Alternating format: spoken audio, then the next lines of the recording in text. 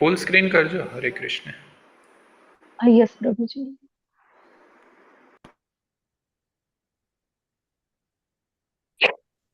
હરે કૃષ્ણ માતાજી. હરે કૃષ્ણ માતાજી. દંડવત પ્રણામ.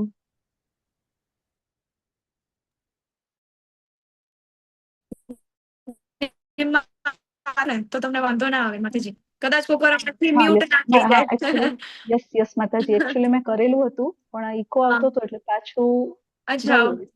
હા ચાલો. હા બસ યસ હરે કૃષ્ણ સ્ક્રીન માતાજી. બરાબર છે. હરે કૃષ્ણ હરે માતાજી. કૃષ્ણ. દંડવત પ્રણામ. હરે કૃષ્ણ. યસ બરાબર છે ચાલો. માતાજી. હરે કૃષ્ણ માતાજી. આ એટેન્ડન્સ લિંક ભરાય છે. તમે ચિંતા નહીં કરો, એટેન્ડન્સ નહીં ભરાય તો પણ તમારી એટેન્ડન્સ ઉપરથી લઈ લેવામાં આવે છે, એટલે ના ભરાય તો એની ચિંતા ના કરો. ચાલો, ટાઈમ થઈ ગયો છે. બધા જ ભક્તોનું ખૂબ ખૂબ હૃદયપૂર્વકનું ભાવપૂર્વકનું સ્વાગત છે શ્રી શ્રી રાધા ગોવિંદ ટેમ્પલ ઇસ્કોન મેંગલુરુ કુલાઈ તરફથી ચાલતા ભગવદ્ ગીતાના બેઝિક કોર્સ 18 દિવસમાં 18 અધ્યાયમાં આપણે આજના ક્લાસની શરૂઆત કરીશું પરંપરા પ્રમાણે મંગલાચરણથી. તો શ્રી શ્રી રાધા ગોવિંદના ચરણોમાં ખૂબ જ પ્રેમપૂર્વક ભક્તિપૂર્વકનું સ્વાગત છે. ચાલો બધા મારી સાથે હાથ જોડીને આંખો બંધ કરીને ભગવાનના ચરણોમાં હૃદયપૂર્વકની પ્રાર્થના કરીએ, જેથી કરીને ભગવદ્ ગીતાનું જ્ઞાન આપણે આપણા જીવનમાં ઉતારી શકીએ, આત્મસાત કરી શકીએ. ઓમ અજ્ઞાનતિમિરાંધસ્ય જ્ઞાનાંજનશલાકયા ચક્ષુરુન્મિલિतं येन તસ્मै શ્રી ગુરુવે નમઃ. શ્રી ચૈતન્ય મનોભીષ્ટં સ્થાપિतं येन ભૂતલે સ્વયં રૂપ કદા મહ્યં દદાતિ સ્વપદાન્તિકં. વંદેહમ શ્રી ગુરુ શ્રીયુતાપદકમલં શ્રીગુરુन् વૈષ્ણવાંશ્ચ શ્રીરૂપं સાગ્રજાतं સહગણ રઘુનાથાન્વિतं तं સજીવં સાદ્વૈतं સાવધૂतं પરિજન સહિतं કૃષ્ણ ચૈતન્ય દેવં શ્રી રાધા કૃષ્ણ પાદાન સહગણ લલિતા શ્રી વિશાખાન્વિતાંશ્ચ. હે કૃષ્ણ કરુણા સિંધુ દીનબંધુ જગતપતે ગોપેશ ગોપિકા કાંત રાધા કાંત નમોસ્તુતે. તપ્ત કાંચન ગૌરાંગી શ્રી રાધે વૃંદાવનેશ્વરી વૃષભાનુસુતે દેવી પ્रणमामि હરિપ્રિયે. વાંછા કલ્પતરુભ્યશ્ચ કૃપા સિંધુભ્યૈવ ચ પતિતાનાં પાવનેભ્યો વૈષ્ણવેભ્યો નમો નમઃ. અનંત અનંત કોટી વૈષ્ણવ વૃંદ કી જય. શ્રીલ પ્રભુપાદ કી જય. નમો વિષ્ણુપાદાય કૃષ્ણ પ્રેષ્ઠાય ભૂતલે શ્રીમતે ભક્તિ વેદાંત સ્વામી નિતિ નામિને નમસ્તે સારસ્વતે દેવે ગૌરવાણી પ્રચારિણે નિર્વિશેષ શૂન્યવાદી પાશ્ચાત્ય દેશતારિણે. જય શ્રી કૃષ્ણ ચૈતન્ય પ્રભુ નિત્યાનંદ શ્રી અદ્વૈત ગદાધર શ્રીવાસાદિ ગૌર ભક્ત વૃંદ. બધા મારી સાથે હાથ ઉપર કરીને એક સાથે બોલીશું, હરે કૃષ્ણ હરે કૃષ્ણ કૃષ્ણ હરે હરે હરે રામ હરે રામ રામ રામ હરે હરે. હરે કૃષ્ણ માતાજી. હરે કૃષ્ણ. હરે કૃષ્ણ હરે કૃષ્ણ. ખૂબ સ્વાગત છે. હરે કૃષ્ણ હરે કૃષ્ણ હરે કૃષ્ણ. ખૂબ સ્વાગત છે તમારા બધાનું, ખૂબ ખૂબ સ્વાગત છે. તો ચાલો, ખબર છે મંગલાચરણ ખૂબ મહત્વનું છે, આપણે રોજ કરીએ છીએ. એટલે જે ભક્તો છે ઇસ્કોનના એમણે આ મંગલાચરણને રોજ ગાવું જોઈએ. ઇવન માળા પણ કરીએ ને, આપણે એક માળા પણ કરતા હોઈએ ને તો એના પહેલા ભગવાનને યાદ કરીને મંગલાચરણ સ્તુતિ કરવી જોઈએ, જેથી ભગવાનની પ્રસન્નતા થાય. અને એ પ્રસન્નતાથી આપણું આ જે મંગલાચરણ કર્યા પછીના જે જપ હોય કે ભગવદ્ ગીતાનું વાંચન હોય કે ભાગવતમનું વાંચન હોય, તો એ જે એનું જે અનુભૂતિ છે ને એ કંઈક અલગ જ હોય. તો ટ્રાય કરો કે તમને મંગલાચરણ યાદ રહે, કેમ કે મંગલાચરણનો ભાવાર્થ બહુ સરસ છે. આપણા જે આચાર્યો છે, આપણા જે ગુરુ છે પરંપરામાંથી આવતા, એમણે એને એટલી સરસ, એટલી ભાવ સાથે શબ્દોને ગૂંથ્યા છે કે એનું રિઝલ્ટ તમને તરત જ ફરક લાગશે તમારી માળામાં, તમારી સાધનામાં, તમારા રીડિંગમાં. ચાલો તો આજનો અધ્યાય આપણે શરૂ કરીએ એના પહેલા આપણી પરંપરા પ્રમાણે શું કરીશું આપણે બધા? રિવિઝન. રિવિઝન. યસ. તમે 5 મિનિટ વહેલા જોઈન થાવ ને તો આગળ કીર્તન લેવાય છે.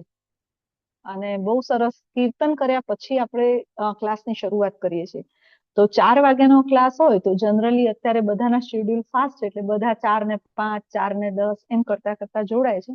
જો અનુકૂળતા હોય, પોસિબિલિટી હોય તો 5 મિનિટ તમે વહેલા જોડાવ તો સાથે મળીને કીર્તન કરીશું.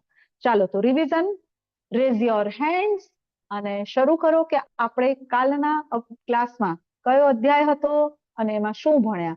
યસ. હરે કૃષ્ણ. ઈશ્વર પ્રભુજી, હરે કૃષ્ણ. દંડવત પ્રણામ. હરે કૃષ્ણ. ગઈકાલે કર્મયોગ અધ્યાય 3 આપણે ભણ્યા. હા માતાજી, આપણે 4 વાગ્યા પહેલા જોડાઈએ તો લિંક ખુલી જાય છે. યસ પ્રભુજી. યસ, લિંક હા, ખુલી જાય તમે છે. 4 વાગે કહ્યું, આમ તો ટાઈમ 4 નો આપ્યો છે, પછી 4 પહેલા ના ના ના, ખુલે 4 નહીં તો. પહેલા તમે 5-10 મિનિટ પહેલા જોઈન થાવ તો પણ લિંક હા, ખુલી જશે પ્રભુજી. Okay okay okay. ઓકે, ચાલો શું કહો છો મનીષા માતાજી? ચાલો કાલના અધ્યાયનું રિવિઝન શું ભણ્યા આપણે? માતાજી દંડવત પ્રણામ. કાલે આપણે દંડવત પ્રણામ. બીજો અધ્યાય જોયું કર્મયોગ. એમાં કીધું છે કે કામ જીવાત્માનો સૌથી મોટો શત્રુ છે. કામનો અગ્નિ ક્યારે દમન થતો નથી.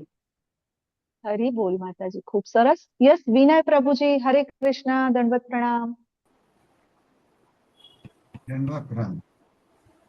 મુખ્ય સાર એ કે આપણા દરેક કર્મના કેન્દ્રમાં શ્રી કૃષ્ણ હોવા જોઈએ હરી બોલ, હરી બોલ અને દરેક પ્રભુજી. કર્મનું શ્રેય પણ ભગવાનને અર્પણ કરી દેવું જોઈએ.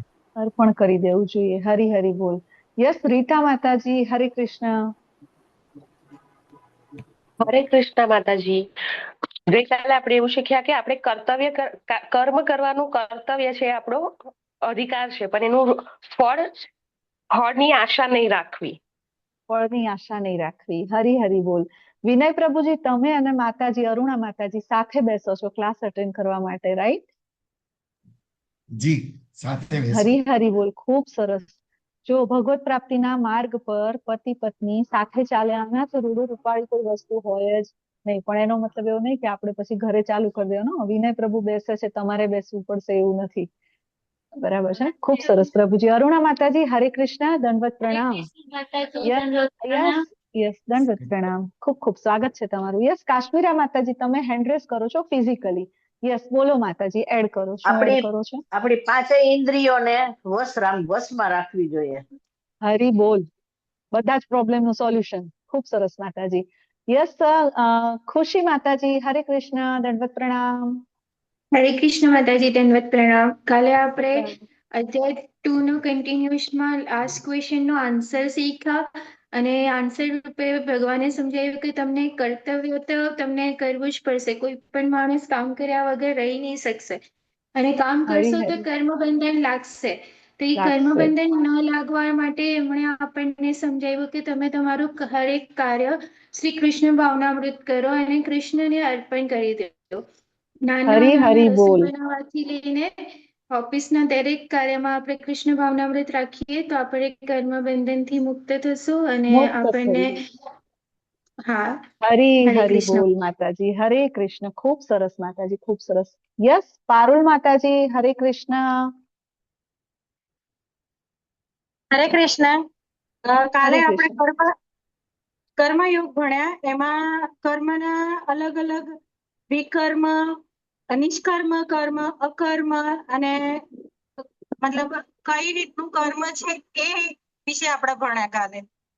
હરી બોલ માતાજી, ખૂબ સરસ. અને આપણે કેવું કર્મ કરવું જોઈએ? ભગવાન આપણને કેવું કર્મ કહેવા માટે કહે છે? કરવા માટે કહે છે? નિસ્વાર્થ કર્મ કરવું જોઈએ, નિષ્કામ કર્મ. નિષ્કામ કર્મ કરવાનું કહે છે ભગવાન આપણને.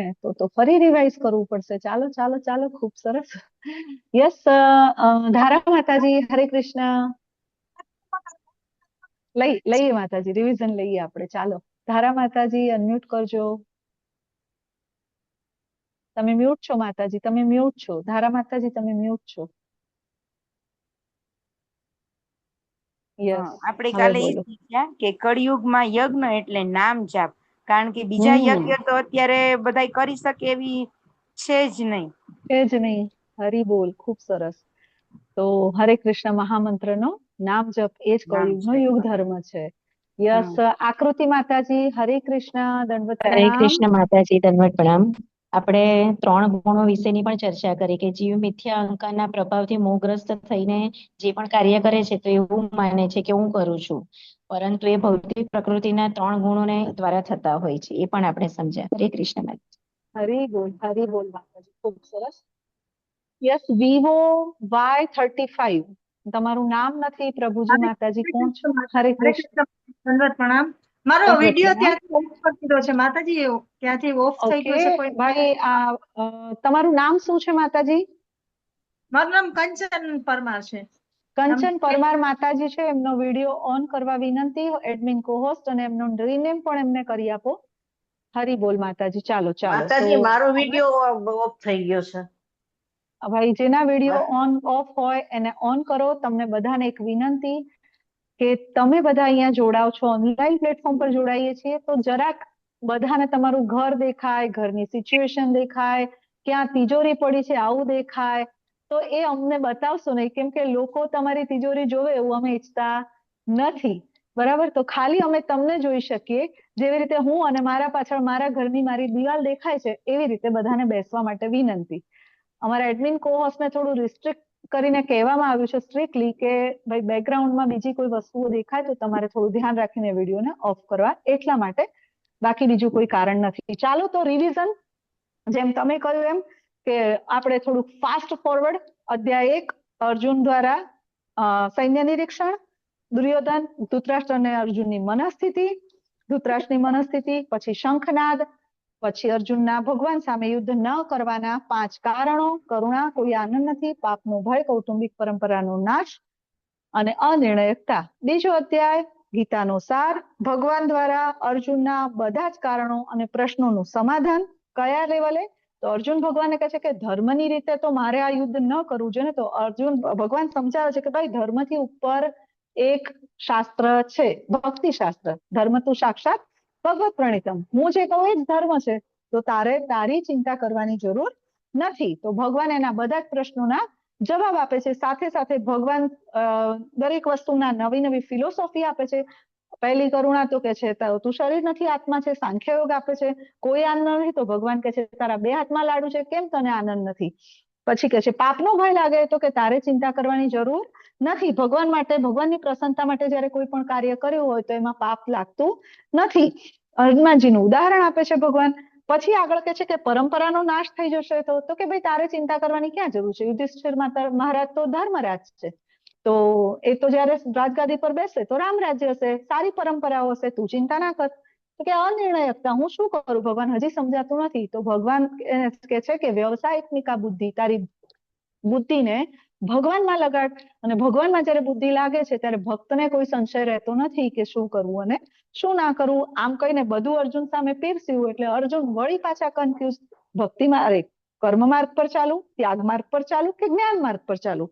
તો ભગવાન એને કર્મ આગળ આપે છે, કર્મયોગ. તો ભાઈ, કર્મયોગ એટલે શું? તો કે કર્મ તો કરવું જ પડશે, કર્મ કર્યા વગર તો ચાલશે જ નહીં. અચ્છા, તો કે કર્મ કેવું કરવાનું? તો કે કર્મ એટલે કેવું? ભગવાનને પ્રસન્નતા કરી શકાય, ભગવાનને પ્રસન્ન કરી શકાય એવું કર્મ. દરેક કર્મના કેન્દ્ર સ્થાનમાં ભગવાન હોવા જોઈએ. કર્મના બધા જ ફળ ભગવાનને અર્પણ કરવા જોઈએ.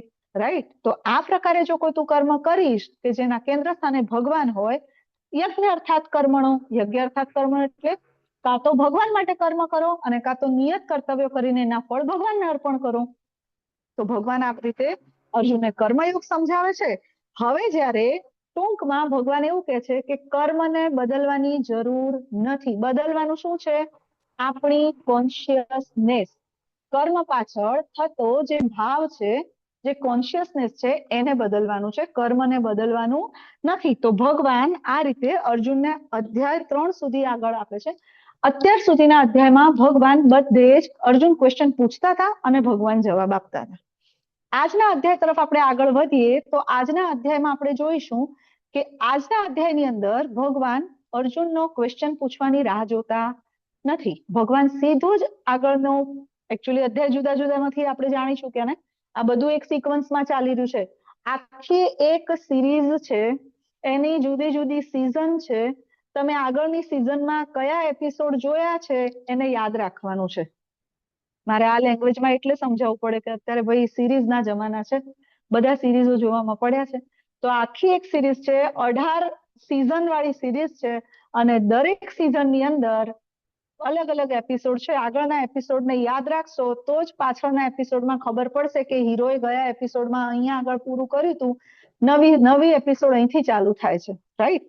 તો ચાલો, અહીંયા સીધું જ્ઞાન આપી રહ્યા છે ભગવાન. કેમ સીધું જ્ઞાન આપી રહ્યા છે? પ્રશ્ન થશે ને, કનેક્શન શું છે? તો ભગવાને જયારે કીધું કે ભગવાનની પ્રસન્નતા માટે કર્મ કરવાનું છે, રાઈટ? તો ભાઈ ભગવાનની પ્રસન્નતા માટે કર્મ કરવું હોય તો જ્ઞાનની જરૂર પડે કે ના પડે?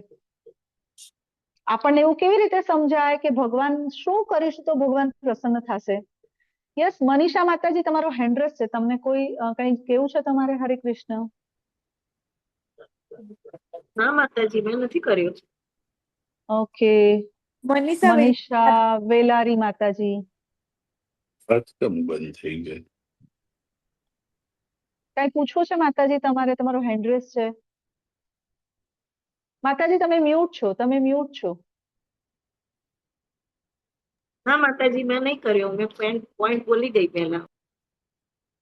ઓકે, ચાલો માતાજી સેમસંગ વોલ્યુમ ઓછો આવે છે કે ચાલો કાંઈ વાંધો નહીં. હા માતાજી, કોઈ ક્વેશ્ચન નથી, તમારો હેન્ડ ડાઉન કરી દો. અને જે પણ પ્રશ્નો હોય તમારા, તો એક નોટમાં સાઈડમાં લખતા જાઓ. એ પ્રશ્નોના જવાબ આપણે અધ્યાયના અંતે આરામથી બધા જ ક્લેરિફિકેશન સાથે આપવાનો હું પ્રયત્ન કરીશ. યસ, તો ભગવાન જ્ઞાન યોગ, આ દિવ્ય જ્ઞાન એટલા માટે શરૂ કરી રહ્યા છે કે ભગવાનને ખબર છે કે અર્જુનને તો ખબર છે શું કરવાનું, પણ ભગવાન અર્જુન દ્વારા આ મેસેજ કોને આપી રહ્યા છે? આપણને, મને, આપણને આપી રહ્યા છે. તો આપણને એ સમજણ નથી કે ભગવાનની પ્રસન્નતા માટે આપણે કેવા કર્મ કરવા જોઈએ અને કઈ રીતે કરવા જોઈએ. તો એના માટે જ્ઞાનની જરૂર પડે. બરાબર? કે ભગવાને કીધું અજ્ઞ અર્થાત કર્મણો, તો ભાઈ અજ્ઞ અર્થાત કર્મણો એટલે કે ભગવાન માટે, કાં તો ભગવાન પ્રીત્યાર્થે અથવા તો નિયત કર્તવ્યના ફળ ભગવાનને આપણે અર્પણ કરવાના. તો આ દિવ્ય જ્ઞાનની શરૂઆત આ અધ્યાયને મોટા ભાગની ભગવદ ગીતામાં તેનું નામ છે જ્ઞાન કર્મ સંન્યાસ યોગ. તો આપણને જ્ઞાન ખબર છે, કર્મ પણ આપણે સમજી ગયા. તો સંન્યાસ શું છે? તો સંન્યાસ એટલે કે જે આપણે કોઈ પણ કાર્ય કરીએ એના ફળ સાથે આપણું અટેચમેન્ટ ના હોવું. ફળ સાથે અટેચમેન્ટ ના હોવું એનો મતલબ છે કે સંન્યાસ. તો ટૂંકમાં આજનો અધ્યાય જ્ઞાન કર્મ સંન્યાસ યોગ, એનો અર્થ શું થાય? તો જ્ઞાન સાથે થતું કર્મ જેના ફળ સાથે આપણે આસક્તિ ન રાખીએ એટલે એ યોગ બની જાય. જ્ઞાન સાથે થતું કર્મ જેના ફળ સાથે આપણી આસક્તિ ના હોય એટલે જ્ઞાન કર્મ સંન્યાસ યોગ. આજના અધ્યાયમાં ભગવાન આટલું જ શીખવાડવાના છે કે કોઈ પણ કાર્યને કેન્દ્રમાં ભગવાનને રાખીને ફળ પ્રત્યે અનાસક્ત થઈને કેવી રીતે ભગવાન સાથે જોડાવું. યોગ એટલે જોડાવું. તો ચાલો આજના અધ્યાય તરફ આપણે આગળ વધીએ. જ્ઞાનની વાત થાય તો સૌથી પહેલા કઈ વાત આવે? જ્ઞાનની જ્યારે વાત થાય તો સૌથી પહેલા ભગવદ ગીતાનું જ્ઞાન. જ્ઞાન કોણ કહ્યું છે? ભગવદ ગીતાનું. તો ભગવદ ગીતાના જ્ઞાન વિશે આપણે સમજીએ. આજના અધ્યાયમાં આપણે સૌથી પહેલા ગુણાતીત જ્ઞાનનો વંશ એટલે કે ભગવદ ગીતાના ઇતિહાસ વિશે સમજીશું. પછી ભગવાનના દૈવી અવતરણ એટલે કે ભગવાનના કર્મ, જન્મ અને કર્મ વિશે સમજીશું. પછી કૃષ્ણ બધા જ માર્ગોના સર્જક અને પરાકાષ્ઠા એટલે કે બધાના ઉદ્ભવસ્થાન કૃષ્ણ છે. જ્ઞાન પર આવીને કર્મને સમજવું, જ્ઞાનના સ્ટેજ પર આવીને આપણે કર્મને સમજવાનો પ્રયત્ન કરીશું. એના પછી યજ્ઞ દ્વારા જ્ઞાન પ્રાપ્ત કેવી રીતે કરી શકાય અને અંતે જ્ઞાન પ્રાપ્ત કરવાની પદ્ધતિ શું હોવી જોઈએ, આ આપણે શીખવાનું છે. તો ચાલો આગળ ભગવાન શું કહે છે કે જ્ઞાનની વાત આવે છે તો આપણે ભગવદ ગીતા વિશે સમજવું પડશે કે ભાઈ ભગવદ ગીતાનું જ્ઞાન છે તો ભગવદ ગીતાનો ઇતિહાસ શું છે. કારણ કે જ્ઞાન વગર કરવામાં આવતું કોઈ પણ કર્મ એ વ્યર્થ છે. તમે કોઈ પણ કાર્ય કરો, તમારી પાસે જ્ઞાન નથી, રાઈટ? તમારી પાસે એ વસ્તુનું જ્ઞાન નથી તો એ કર્મ કેવું થશે? એનું પરિણામ કેવું હશે? વ્યર્થ હશે ને. એમાં ફેલ થવાય અથવા તો એમાં આપણે સફળતા ના મેળવી શકીએ. તો ફોર એક્ઝામ્પલ, તમે ઘર બનાવી રહ્યા છો. હવે એ ઘર બનાવવા માટે તમે સિવિલ એન્જિનિયરને રાખો કે ના રાખો? આર્કિટેક્ટને રાખો કે ના રાખો? શા માટે? કારણ કે એની પાસે ડિગ્રી છે, એની પાસે નોલેજ છે, એની પાસે એક્સપિરિયન્સ છે. તો અહીંયા પણ આપણને એ જ કહેવાયું છે કે પ્રેક્ટિકલ તમે ત્યારે સમજી શકશો જ્યારે તમે થિયરી જાણતા હશો.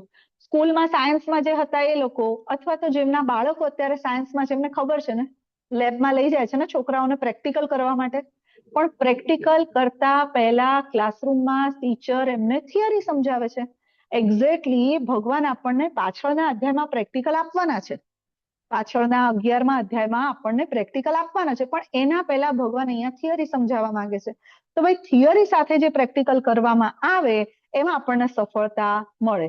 તમારા બધા માટે એક પ્રશ્ન છે, open for all. Hand raise કરો અથવા એમનેમ બોલો. ભગવદ ગીતાનું જ્ઞાન ક્યારથી અહીંયા આપણી પાસે છે? મતલબ ભગવદ ગીતાને કેટલા વર્ષ થયા? કેટલા વર્ષ પહેલા ભગવદ ગીતા અહીંયા આવી? 5000 વર્ષ પહેલા. 5000 વર્ષ પહેલા. 5000 વર્ષ. 20 લાખ વર્ષ. 20 લાખ વર્ષ પહેલા. અચ્છા, ગીતા માતાજી, ચલો ગીતા માતાજી કે છે 20 લાખ વર્ષ પહેલા. બીજા બધા કે છે 5000 વર્ષ. 5000 વર્ષ સાચું. 5000 ઉપરની 5000 થી ઉપરની બોલી થઈ ગઈ. 20 લાખ 1, 20 લાખ 2. હજી માતાજી ભગવાને 12 કરોડ વર્ષ પહેલા આપ્યું હતું. બોલો માતાજી, હા, ઘણા વર્ષોથી ચાલી આવે છે ભગવદ ગીતા, પણ આપણે એ ભૂલી ગયા છીએ. એટલે આ 5000 વર્ષ પહેલા આ શરૂઆત થઈ ફરીથી. અચ્છા, નહીં તો અંદાજે કેટલા વર્ષ? 20 લાખ થી વધારે કે ઓછા? હા, ના વધારે. ભગવાને 12 કરોડ વર્ષ પહેલા ચાલે છે ને માતાજી. અચ્છા, ચાલો એક માતાજી યુગો થી કે છે. ચલો યુગો થી 1, યુગો થી 2, હજી આગળ કોઈને ઊંચી બોલી બોલવી છે? હરે કૃષ્ણ. અનંત જન્મોથી 20 લાખ વર્ષ પહેલાથી ચાલે છે. અચ્છા, અનંત જન્મ. ગીતાજીનું જ્ઞાન તો માતાજી પહેલા સૂર્યદેવને જ આપેલું હતું. હરી હરી બોલ, હરી હરી બોલ. ચાલો જો કેટલું કન્ફ્યુઝન છે ખબર છે ને? કેટલું કન્ફ્યુઝન છે. કોઈ કે છે 5000, કોઈ કે છે 20 લાખ, કોઈ કે છે 20 લાખ કરતા વધારે, કોઈ કે છે અનંત સમયથી, કોઈ કે છે કે અનંત કાળથી. કેમ ખબર છે? આટલું કન્ફ્યુઝન એટલા માટે છે કે આપણે શાસ્ત્રો વાંચવા નથી. શાસ્ત્રો વાંચવા નથી. ટીવીમાં સિરિયલ આવે તો જોવી છે, મહાભારત ટીવીમાં આવે તો જોવું છે, બરાબર? કોઈ જગ્યાએ આની ચર્ચા નથી. 7 દિવસના સપ્તાહની અંદર પણ ભગવદ ગીતા ક્યારથી છે? ચર્ચા નથી. કૃષ્ણ ભગવાન ક્યારથી છે? ચર્ચા નથી, બરાબર?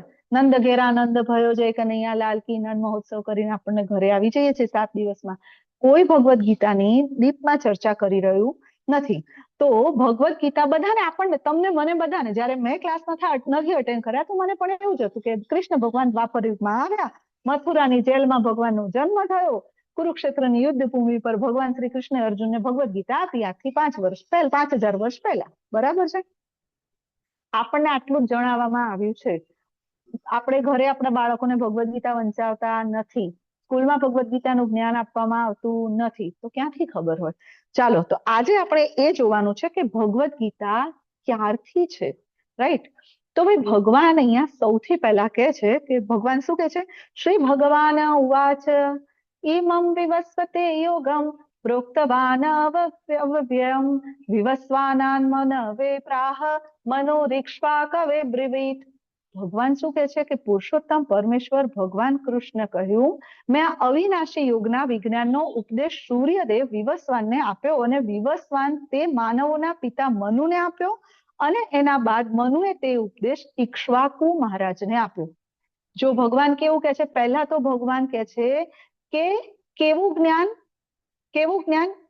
અવ્યય, અવિનાશી અને અવ્યય, જેનો ક્યારેય નાશ થયો નથી, જેનો ક્યારેય વ્યય થતો નથી. તો ભગવદ ગીતાનું જ્ઞાન અવિનાશી છે. આ તો ભગવાને પહેલા વાક્યમાં કહી દીધું, પહેલા જ શ્લોકમાં કહી દીધું. હવે આ જ્ઞાન ભગવાન કે છે કે મેં સૌથી પહેલા સૂર્યદેવ વિવસ્વાનને આપ્યું. તમને બધાને એવું લાગશે કે સૂર્યદેવ સુધી તો સમજાય છે માતાજી, પણ આ વિવસ્વાન કોણ છે? પ્રશ્ન થાય છે ને? જે પહેલી વાર સાંભળી રહ્યા છે એમને આ પ્રશ્ન થશે. તો હું તમને સમજાવી દઉં જેથી કરીને કોઈ કન્ફ્યુઝન ના રહે. સૂર્યદેવ એક પોસ્ટ છે, ઇન્દ્રદેવ એક પોસ્ટ છે, બ્રહ્માજી એક પોસ્ટ છે. જેમ તમારા ગામમાં ધારાસભ્યની પોસ્ટ છે કે નહીં? આ જે રીતે આ પોસ્ટ છે એવી રીતે સૂર્યદેવની પોસ્ટ ઉપર એ વખતે વિવસ્વાન હતા, અને વિવસ્વાન ભગવાનને આ જ્ઞાન સૌથી પહેલા ભગવાને આપ્યું હતું વિવસ્વાનજીને. વિવસ્વાનજીએ આ જ્ઞાન મનુ મહારાજને આપ્યું. મનુ મહારાજ કોણ? તો માનવોના પિતા, જેમનાથી મનુષ્ય જન્મનો પ્રારંભ થયો છે. તો માનવો જે આપણા બધા, મનુ મહારાજ એટલે આપણા મનુષ્યના પિતા, એમને આપ્યું. એમણે કોને આપ્યું? તો ભાઈ ઈક્ષ્વાકુ મહારાજને. તો ભાઈ ઈક્ષ્વાકુ મહારાજ કોણ છે? તો રામચંદ્રજીના પિતા, રામચંદ્રજીના પૂર્વજ, હે ને. રામચંદ્ર એમના પૂર્વજ હતા, દશરથ એમનાથી ઉપર, ભગીરથ રાજા એમનાથી ઉપર, દિલીપ રાજા એમનાથી ઉપર, આ રીતે સળંગ ચાલે આવે છે. એ ઈક્ષ્વાકુ મહારાજ જે ત્રેતાયુગની શરૂઆતમાં હતા, અને એમના વંશમાં આગળ શ્રી રામચંદ્ર ભગવાન આવ્યા. તો એમને જ્ઞાન આપ્યું. હવે સૌથી પહેલા તો આપણને પ્રશ્ન થાય કે ભાઈ મનુ મહારાજ પાસે જ્ઞાન હતું, ઈક્ષ્વાકુ મહારાજ પાસે જ્ઞાન હતું, વિવસ્વાન પાસે જ્ઞાન હતું, તો પછી ભગવદ ગીતા કૃષ્ણ ભગવાને કેવી રીતે બોલી દ્વાપર યુગમાં? તો આ મનુ મહારાજ એટલે મનુ સંહિતા જેમણે આપીને, જેનો આજકાલ બહુ વિરોધ કરવામાં આવે છે. મનુ સંહિતા, જેને ઘણા લોકો કહે છે કે એમાં જાતિ ભેદ આપ્યો છે, પણ ના, મનુ સંહિતાની અંદર રૂટીન આપણું જીવન કેવું હોવું જોઈએ, પતિ પત્નીનું દાંપત્ય જીવન કેવું હોવું જોઈએ, પિતા પુત્રના સંબંધ કેવા હોવા જોઈએ, માતા પુત્રી વચ્ચેના સંબંધ કેવા હોવા જોઈએ, ભાઈ ભાઈ વચ્ચેના સંબંધો કેવા હોવા જોઈએ, આનું પૂરું જ્ઞાન આપવામાં આવ્યું છે. પરંતુ આપણે તો શાસ્ત્ર જોયા નથી. એવી જ રીતે ઘણા લોકો ભાગવત ગીતાનો પણ વિરોધ કરે છે કે એમાં પણ ભગવાને આવું બધું આપ્યું છે, જાતિભેદ, પણ ભગવદ ગીતામાં એવું કંઈ આપ્યું નથી. આગળ આપણે એ જોવાના છીએ. તો ચાલો, તમને બધાને પ્રશ્ન થશે કે કૃષ્ણ દ્વાપર યુગમાં આવ્યા તો ભગવદ ગીતા ત્રેતા યુગમાં ઈક્ષ્વાકુ મહારાજ પાસે કેવી રીતે આવી? તો તેમના પૂર્વજ પાસે હોય એ કેવી રીતે શક્ય છે કે રામચંદ્રના પૂર્વજ પાસે હતી? એનો મતલબ રામજી પાસે પણ હતી. તો ભગવાન આગળ શું કે છે? ભગવાન કે છે કે શ્લોક બીજામાં, યસ, ભગવાન શ્લોક બીજો કહે છે, એવમ પરંપરા પ્રાપ્તિમ ઈમમ રાજર્ષયો વિદુ સકાલે નેહ મહતા યોગે નષ્ટ પરંતપ. ભગવાને આ ભગવદ ગીતાનું જ્ઞાન વિવસ્વાનને આપ્યું, મનુ મહારાજે લીધું, એના પછી ઈક્ષ્વાકુ મહારાજને આપ્યું, ને ઈક્ષ્વાકુ મહારાજથી આગળ રામચંદ્ર ભગવાન, ને રામચંદ્ર ભગવાન પછી પણ એમના વંશજોમાં ને દ્વાપર યુગની શરૂઆતમાં પણ આ જ્ઞાન હતું. બરાબર. જો આ અધ્યાય છે ને થોડોક તમને એવું લાગશે કે મતલબ મેથેમેટિકલી ટેકનિકલ એવો લાગશે, પણ આને સમજવો બહુ જરૂરી છે. આ સમજીશું તો આપણે કાળ ને સમયની ગણના સમજી શકીશું. હું પૂરો પ્રયત્ન કરું કે તે તમને સમજાવી શકું. તો ભાઈ આ જ્ઞાન ઈક્ષ્વાકુ મહારાજ પાસે હતું, એના પછી પણ હતું. તો દ્વાપર યુગમાં કૃષ્ણ સુધી આવતા આવતા જ્ઞાન લુપ્ત થઈ ગયું. કેવી રીતે લુપ્ત થઈ ગયું? જેમ આપણે આપણા બાળકને ભગવદ ગીતાનું જ્ઞાન નથી આપતા, તો આપણા બાળકને ખબર હશે? ચલો, આપણા જે વડીલો હતા એમણે આપણને આપણી પરંપરા ના સમજાવી હોત તો આપણને ખબર હોત કે ભાઈ આપણે આઠમે નિવેદ કરવાનો હોય છે? ખબર હોત? ના ને. આપણા બાપ દાદાએ, તમારા મારા સાસુમાએ આપણને સમજાવ્યું કે ભાઈ આપણે આઠમનો નિવેદ કરવાનો હોય છે, ભાઈ શીતળા સાતમે આ કરવાનું હોય છે. આવું બધું પરંપરા આપણને આપણા વડીલો આપે ને. એવું થયું કે આ વચ્ચે વચ્ચે જેમ વંશ પરંપરાગત આગળ થઈ, એમ જતા જતા આ જ્ઞાન ધીમે ધીમે લુપ્ત થવા લાગ્યું. સ્વાર્થી લોકો આવ્યા, આસુરી વૃત્તિવાળા લોકો આવ્યા, અને એમણે આ જ્ઞાન જે છે એને પોતાના સ્વાર્થ માટે ઉપયોગ કર્યો. ભગવાન શ્રી કૃષ્ણની એમાંથી બાદબાકી થઈ ગઈ, એમના સ્વાર્થનું જ્ઞાન ઉમેરાઈ ગયું, અને આ જ્ઞાન બધું મિશ્રિત થઈ ગયું, ડાયલ્યુટ ફોર્મમાં આવી ગયું. ભગવાનને લાગ્યું કે ફરીથી જ્ઞાન આપવું પડશે, એટલે ભગવાન ફરી પાછા આવ્યા યુદ્ધ ભૂમિ પર, કુરુક્ષેત્રની યુદ્ધ ભૂમિ પર અર્જુનજીને ફરીથી પાછું આ જ્ઞાન આપ્યું. તો આમ આપણે જો જોઈએ તો ભગવદ ગીતાનું જ્ઞાન અર્જુનજીને ભગવાન પહેલી વાર આપી રહ્યા છે, પરંતુ આના પહેલા પણ ભગવાને આ જ્ઞાન આપ્યું હતું. કોને? વિવસ્વાને. એના પહેલા પણ આપ્યું હશે, એના પહેલા પણ આપ્યું છે. આમ ભગવાને આ જ્ઞાન, ભગવદ ગીતાનું જ્ઞાન અનંત કાળથી છે. તો જેણે કહ્યું ને કે 20 લાખ વર્ષ ગીતા માતાજી, તો યસ, આ પૃથ્વી પર ભગવદ ગીતાનું જ્ઞાન 20 લાખ વર્ષથી છે. તો તમે કહેશો કે કેવી રીતે 20 લાખ વર્ષથી છે? તો હું આપણે જાણીએ. જો આપણે ભગવદ ગીતાનું જ્ઞાન લઈને બેસી રહેવાનું નથી, આપણે આપણા બાળકોને આપવાનું છે, આપણે બીજાને આપવાનું છે. અત્યારે તમે કોલેજમાં જઈને છોકરાઓને પૂછો રામાયણ વિશે, મહાભારત વિશે થોડા ઘણા પ્રશ્નો પૂછો, બેઝિક પ્રશ્નો, ખબર હશે? નહીં ખબર હોય. કોઈને નહીં ખબર હોય. તમે પૂછશો ને રામચંદ્રના ભાઈઓ, ના. અરે એમને એમ પૂછો કે મહાભારત રામાયણ, તો એ લોકો એમ કહેશે કે આ તો એક માઇથોલોજી છે, માઇથોલોજી છે એમ કહેશે. તો હવે આ બધી જનરેશન છે ને, હેરી પોટર ને એવેન્જર્સ વાળી જનરેશન છે. આ મૂર્ખ જનરેશન એમ કહેશે કે મહાભારતનું યુદ્ધ તો થયું જ નતું, રામાયણ જેવું તો કઈ હતું જ નહીં. અચ્છા, તો રામ સેતુ શું છે? રામાયણ હતું નહીં તો રામ સેતુ શું છે? આજે પણ રામ સેતુના પુરાવા આપણને મળે છે ને. જે પુરાતન વિભાગના જે છે રિસર્ચર, એ લોકો શોધે છે ને કે હજી પણ રામ સેતુ છે, દરિયામાં દેખાય છે. અચ્છા, ગોવર્ધન પર્વત શું છે? વૃંદાવનમાં જાઓ, ગોવર્ધનજી છે, યમુના મહારાણી છે, આ બધું જ છે. તો રામચંદ્ર અને કૃષ્ણની લીલાથી જોડાયેલા બધી જ વસ્તુઓના પુરાવા આજે મળી રહે છે. બરાબર. તો હવે દ્વાપરના અંતે ભગવાનને લાગ્યું કે જ્ઞાન લુપ્ત થયું છે, એટલે ભગવાને આ જ્ઞાન વિવસ્વાનને આપ્યું. અરે, અર્જુનજીને આપ્યું દ્વાપર યુગમાં કુરુક્ષેત્રની યુદ્ધ ભૂમિ પર. ભગવાન શું કે છે ખબર છે? ભગવદ્ ગીતાનું જ્ઞાન ભગવાન શા માટે આપે છે?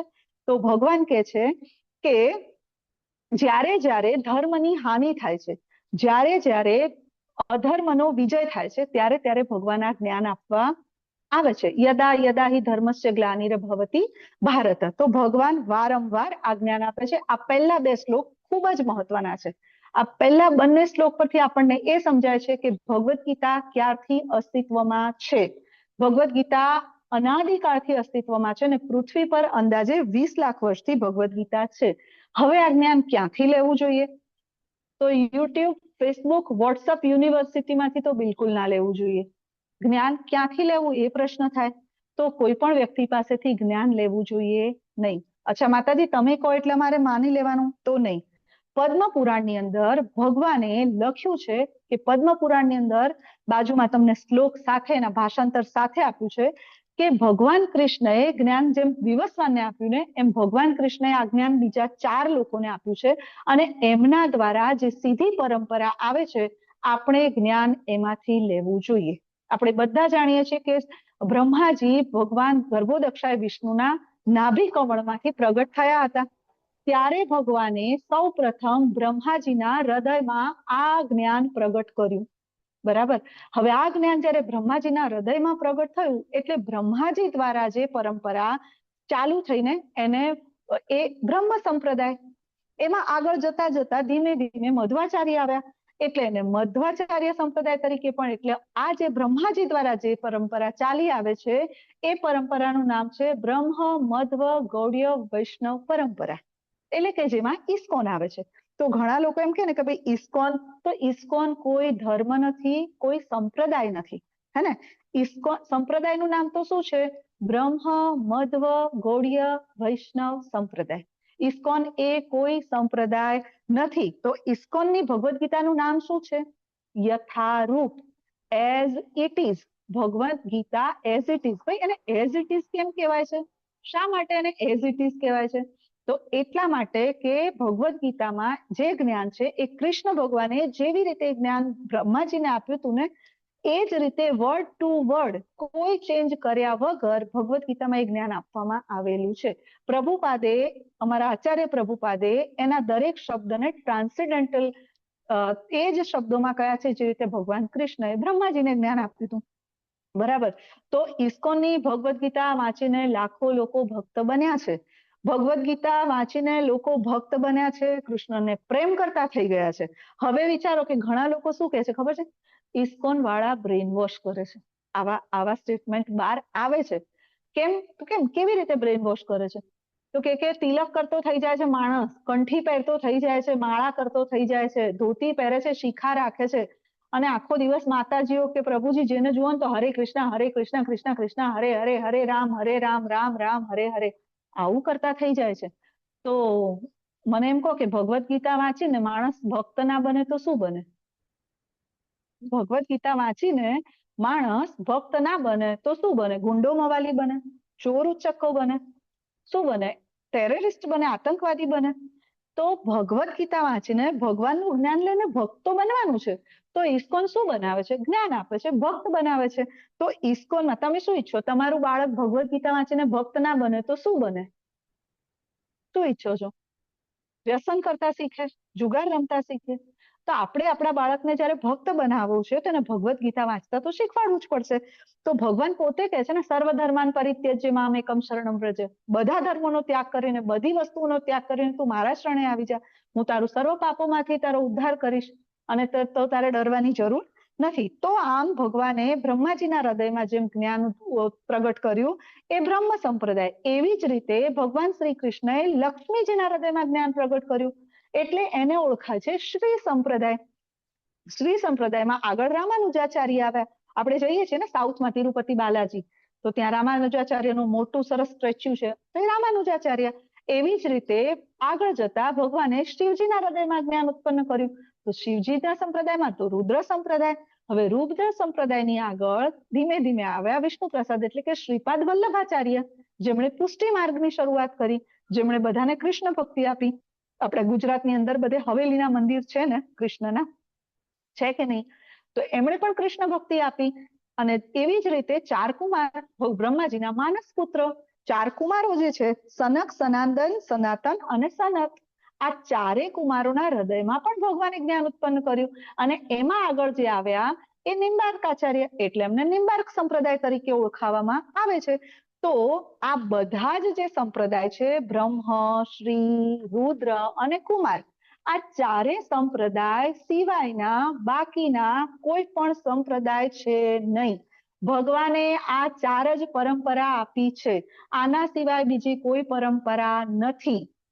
માની લો કે તમારા દીકરાને ડોક્ટર બનાવવો છે, તો તમે પહેલા તપાસ કરશો કે નહીં ભાઈ કઈ યુનિવર્સિટીમાં એડમિશન લેવું. અચ્છા, યુનિવર્સિટી ગવર્મેન્ટ એપ્રુવ તો છે ને, એના બધા એના એપ્રુવલ મળેલા છે ને, કઈ યુનિવર્સિટી લાગુ પડે છે? જીટીયુ છે, HNGU છે, ડીમ યુનિવર્સિટી છે, ઓકે સોરી, ડિગ્રી તો વેલિડ છે ને.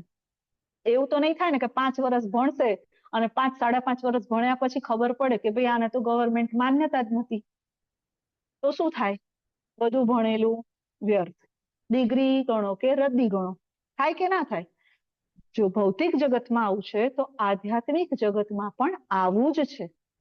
આધ્યાત્મિક જગત, ભૌતિક જગતનું જ્ઞાન તો આ જન્મ પૂરતું છે. તમારો બાળક ડોક્ટર બનશે, હું ડોક્ટર બની ગઈ, હવે મારો આ જન્મ પૂરો થઈ ગયો, મારો બીજો જન્મ થાય ને હું એમ કહું કે ભાઈ હું તો છે ને મોટો ન્યુમરોલોજીસ્ટ હતી, હું તો સોરી ન્યુરોલોજીસ્ટ હતી, હું તો ગાયનેકોલોજીસ્ટ હતી, હું તો ઓર્થોપેડિક ડોક્ટર હતી, તો ચાલશે? ચાલશે?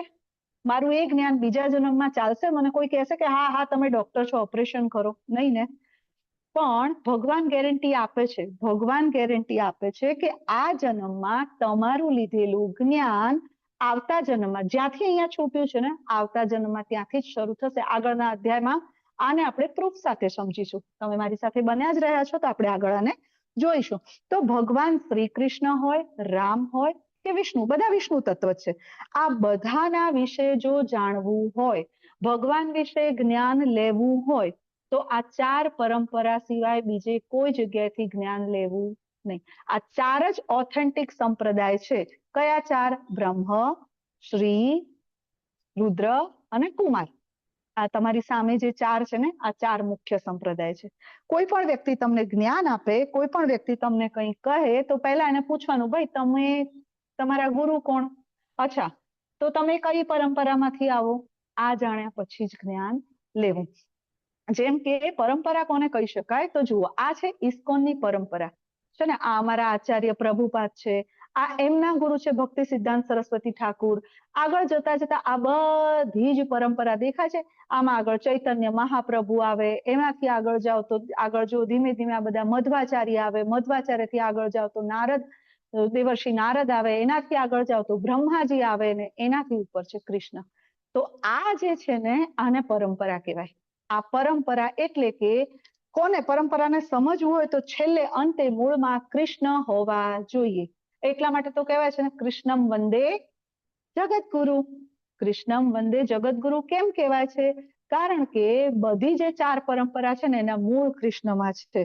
તો કૃષ્ણને જ્યાં સુધી કોઈ પણ પરંપરાના મૂળ કૃષ્ણ સુધી પહોંચવા જોઈએ, તો એ પરંપરા ઓથેન્ટિક, અને એવી પરંપરા ફક્ત કેટલી છે? ચાર. આ ચાર પરંપરામાંથી કેમ જ્ઞાન લેવું? ચલો તો એ સમજીએ. તો ગવર્મેન્ટની માન્યતા હોય એ બધાના અભ્યાસક્રમ સરખા હોય કે ના હોય? ગવર્મેન્ટ માન્ય સ્કૂલ કોલેજના અભ્યાસક્રમ સરખા હોય કે ના હોય? રાઈટ. ચલો કદાચ પ્રકાશન અલગ હોય, પણ એનો અભ્યાસ તો સેમ જ હોય, એની અંદર વિષય વસ્તુ તો સેમ જ હોય.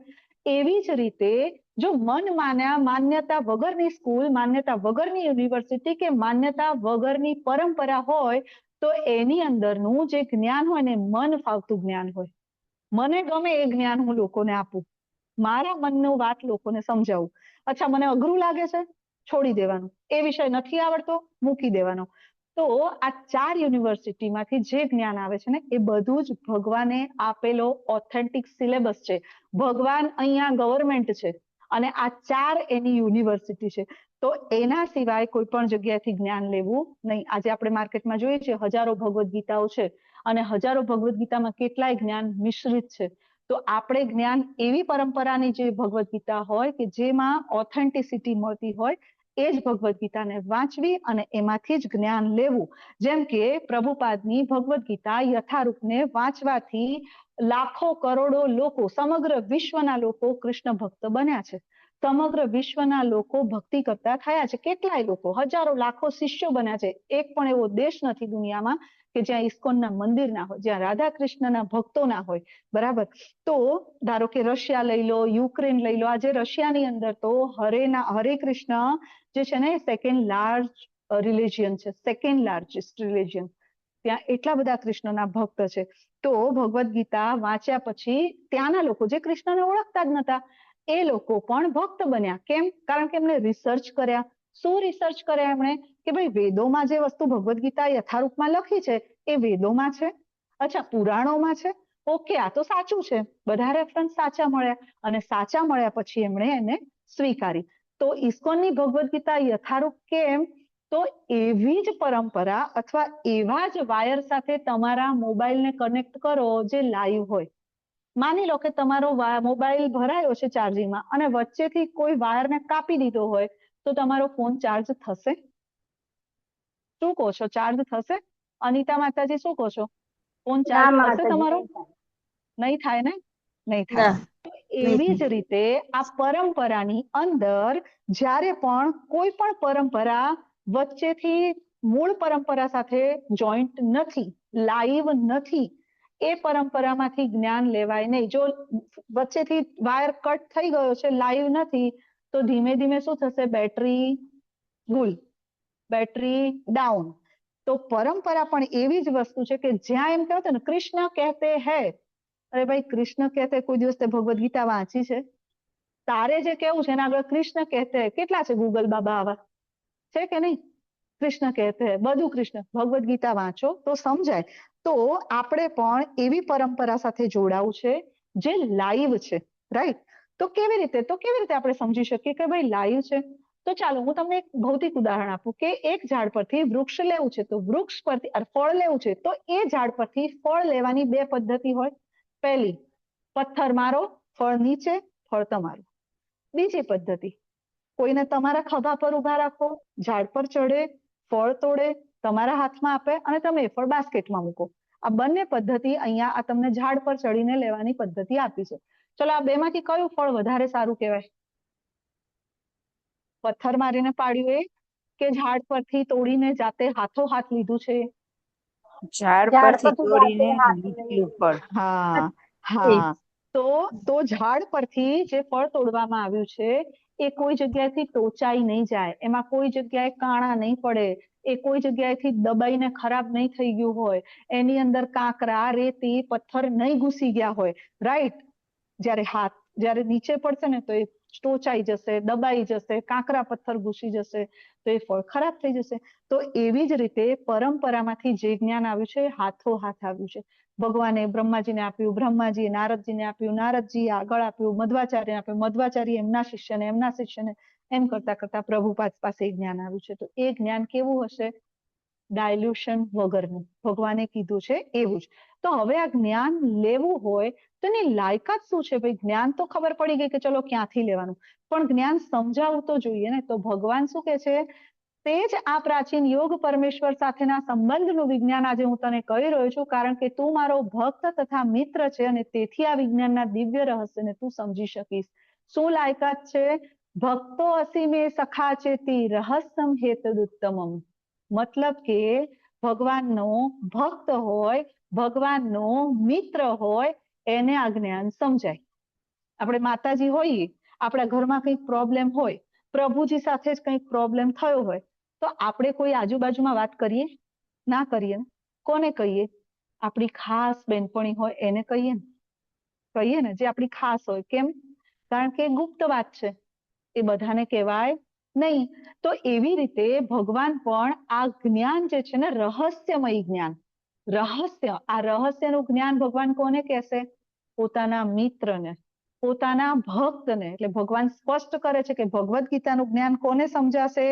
ભક્તો અસીમે સખા ચેતી, એના જ હૃદયમાં આ જ્ઞાન પ્રગટ થશે. બીજા કોઈ ભલે હજારો લોકો હજારો વખત ભગવદ્ ગીતા વાંચી લે, પરંતુ એ ભગવાનની માળા કરતા નથી, પરંતુ કોઈ ભગવાનની સેવા પૂજા કરતા નથી. તો એવા લોકોને આ જ્ઞાન સમજાવવાનું નથી. કેમ નથી સમજાવવાનું? તો પછી ભગવદ્ ગીતાનું જ્ઞાન સમજવા માટેની લાયકાત કેળવવી પડે. જેમ કે ડોક્ટર થવું હોય તો 12 સાયન્સની અંદર ટકાવારી લાવવી પડે કે ના લાવવી પડે? સાયન્સ લેવું પડે કે ના લેવું પડે? 10મા ધોરણનો વિદ્યાર્થી કહે કે મારે મેડિકલમાં જવું છે, એડમિશન મળે? ના મળે ને? મળે?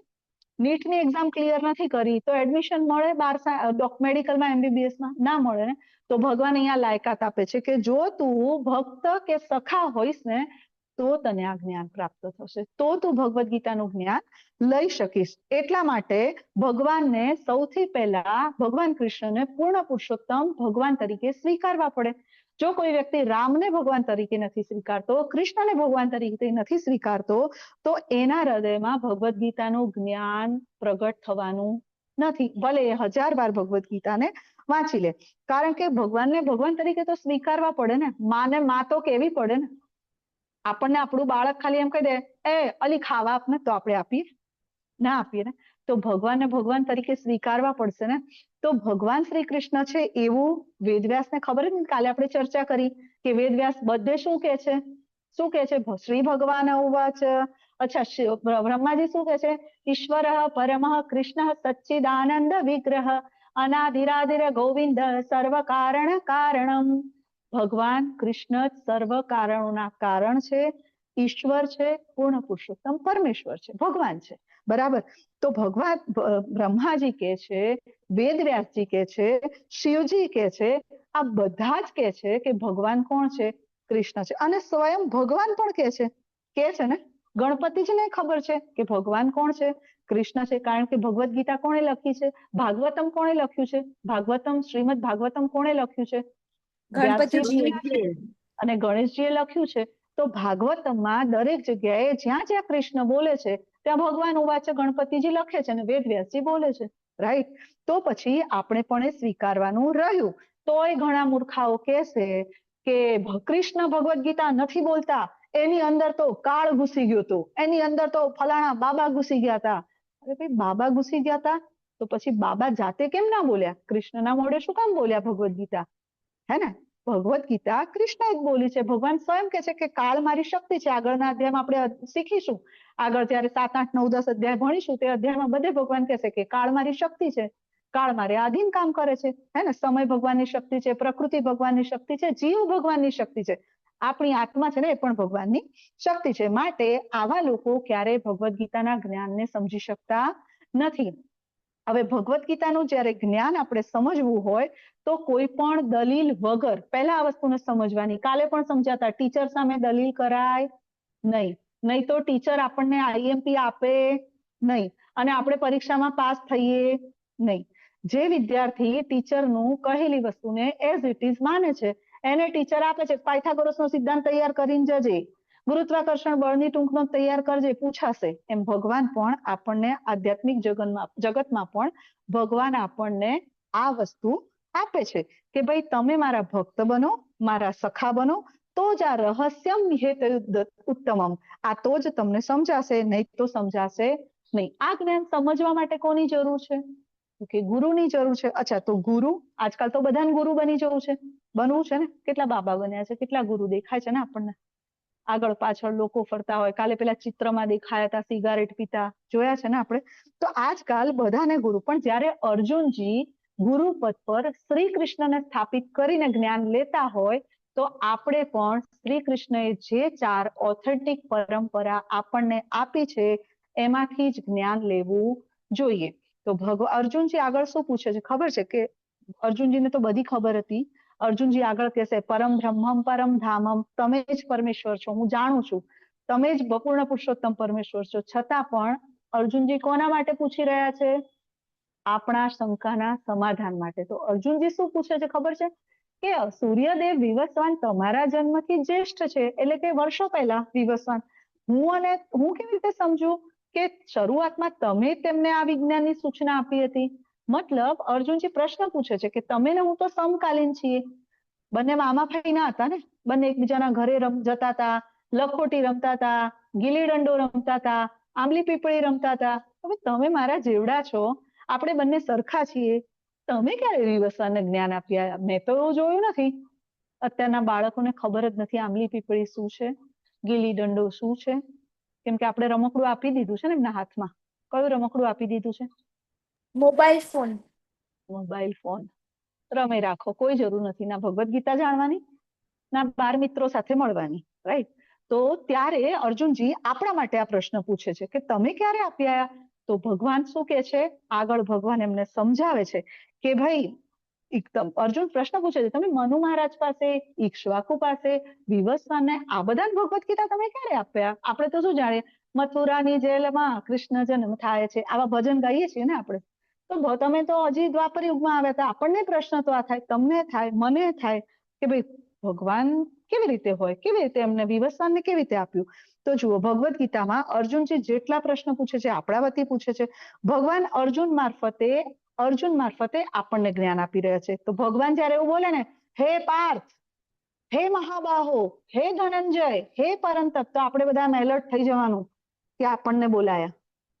પાર્થને તો ખબર જ છે, ધનંજય તો જાણે જ છે કે ભગવાન જ કૃષ્ણ છે, બરાબર? પણ આપણા માટે એ વસ્તુ કહી રહ્યા છે. તો અહીંયા ખાલી આ ચર્ચા ભગવાન સાથે એક મોકળા મનથી અર્જુનજી કરી રહ્યા છે, પૂછી રહ્યા છે કે કેવી રીતે શક્ય છે.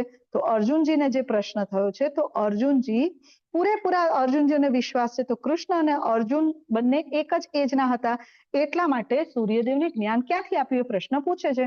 તો પછી 24 અવતારો જે પણ બધા વિષ્ણુ તત્વ છે, રામ ગણો, કૃષ્ણ ગણો, આ બધા વિષ્ણુ તત્વ છે. આ બધા 24 અવતાર, હવે માનો કે હું તમને એમ કહું કે આ જે 24 અવતારો છે એ 24 અવતારો બધા જ વિષ્ણુના નહીં પણ કૃષ્ણના છે, તો તમે માનશો? આપણે તો એવું જ ભણાયું છે ને કે કૂર્મ અવતાર, મત્સ્ય અવતાર, વામન અવતાર, નરસિંહ અવતાર, બધા જ રામ અવતાર, પરશુરામ અવતાર, કૃષ્ણ અવતાર, આ બધા વિષ્ણુમાંથી આવ્યા, એવું જ માન્યું છે ને આપણે તો. તો હવે હું એમને કહું કે આ બધા જ કૃષ્ણના છે, તો તમે સાચી રીતે માનશો એને? તો એને સમજવા માટે આપણે કાળની ગણના સમજવી પડશે. સમય, કેવી રીતે સમયની ગણના? સ્કંદ 1 ભગવત શ્રીમદ ભાગવતમ, સ્કંદ 1 અધ્યાય 3 આ વાંચો તો તમને કાળની સમજણ પડશે. એની અંદર લખ્યું છે, બરાબર? તો વિવસ્વાન, ઈક્ષ્વાકુ, ચલો એક સિમ્પલ વસ્તુ તમને સમજાવું કે વિવસ્વાન પાસે ભગવદ્ ગીતા હતી, ઈક્ષ્વાકુ પાસે ભગવદ્ ગીતા હતી અને ભગવાનને દ્વાપર યુગમાં આપી. તો પહેલા આપણે કાળની ગણના સમજીએ. તમારી પાસે અહીંયા એક ચાર્ટ છે તમારી સામે, નજર સામે. આનો સ્ક્રીનશોટ લેવો હોય તો લઈ લેજો, આનો સ્ક્રીનશોટ લઈ લો, અથવા તો તમે એને બરાબર સમજી લો. તો જુઓ, આપણને બધાને ખબર છે, 5 મિનિટ થોડા એલર્ટ થઈ જઈએ. આપણને બધાને ખબર છે કે 4 યુગ કયા કયા? સતયુગ, ત્રેતા, દ્વાપર, કળયુગ, બરાબર? આ ચારેય યુગ જે છે એમાં કલયુગનું અવધિ કેટલી છે? 4,32,000 વર્ષ. દ્વાપર યુગની અવધિ કેટલી છે? 8,64,000 વર્ષ. ત્રેતા યુગની અવધિ કેટલી છે? 12,96,000 વર્ષ. અને સતયુગની અવધિ કેટલી છે? તો 17,28,000 વર્ષ. આ નીચે બધાની અવધિ આપેલી છે, બરાબર? દરેકમાં 4,32 એડ કરતા જાઓ એટલે દરેક યુગનો મળી જશે તમને કેટલા વર્ષનો થાય. 4,32,000 માં 4,32,000 ઉમેરો એટલે દ્વાપર યુગ, એમાં પાછા 4,32 ઉમેરો એટલે ત્રેતા, એમાં પાછા 4,32 ઉમેરો એટલે સતયુગ, બરાબર? ટોટલ સરવાળો થાય છે કેટલો? 43,20,000 વર્ષ, બરાબર? આ 4 યુગમાં વિચારો, હજી કળયુગના 5,000 વર્ષ જ ગયા છે, 4,27,000 વર્ષ હજી બાકી છે. કેવા હશે? કેવો સમય આવશે? કેવી કેવી કેવી સિચ્યુએશનો જોવી પડશે? ના જોવી હોય તો ટિકિટ લેવાની. ક્યાંની ટિકિટ લેવાની છે? ગોલોક વૃંદાવન ધામ, ભગવત ધામ. આપણે જોવા નથી, અહીંયા કળયુગની ચરમસીમાએ જવું નથી. 10 વર્ષની ઉંમર થઈ જશે માણસની, 10 વર્ષમાં લગ્ન કરશે, ભણશે, બાળકો પેદા કરશે અને ટાટા બાય બાય. કેમ કે દિવસે દિવસે આયુષ્ય ઘટે છે ને. 100 વર્ષનું આયુષ્ય હતું, અત્યારે 60-65 થઈ ગયું છે ને. ત્યાં સુધીમાં મોતિયા મરી જાય છે ને આપડા. તો ભગવાન વિવસ્વાનને શું કે છે? હવે જુઓ, જ્યારે ઇક્ષ્વાકુ મહારાજ ક્યારે ત્રેતાયુગની શરૂઆતમાં, તો ત્રેતાયુગનો સમય કેટલો? 12,96,000 વર્ષ. અને દ્વાપર યુગના અંતમાં ભગવાને આપી, તો દ્વાપર યુગનો સમય કેટલો છે? તો ભાઈ 8,64,000 વર્ષ. બંનેનો સરવાળો કરો, ત્રેતાની શરૂઆત અને દ્વાપરનો અંત, આ બંને વચ્ચેનો સમય આપણે જોઈએ ને, ત્રેતાની શરૂઆત અને દ્વાપરનો અંત, આ બંનેનો સરવાળો કરીએ એટલે 21,60,000 આવે, અંદાજે 20 લાખ વર્ષ પહેલા. તો ઇક્ષ્વાકુ મહારાજ પાસે હતી ભગવદ્ ગીતા અને કૃષ્ણએ ફરી આપી. તો જેણે કીધું કે 20 લાખ વર્ષ પહેલા ગીતા આવી, સાચી વાત છે, પૃથ્વી પર 20 લાખ વર્ષ પહેલા ગીતા આવી, બરાબર. હવે આપણે દિવ્યયુગનો સરવાળો કરીએ. દિવ્યયુગ એટલે શું?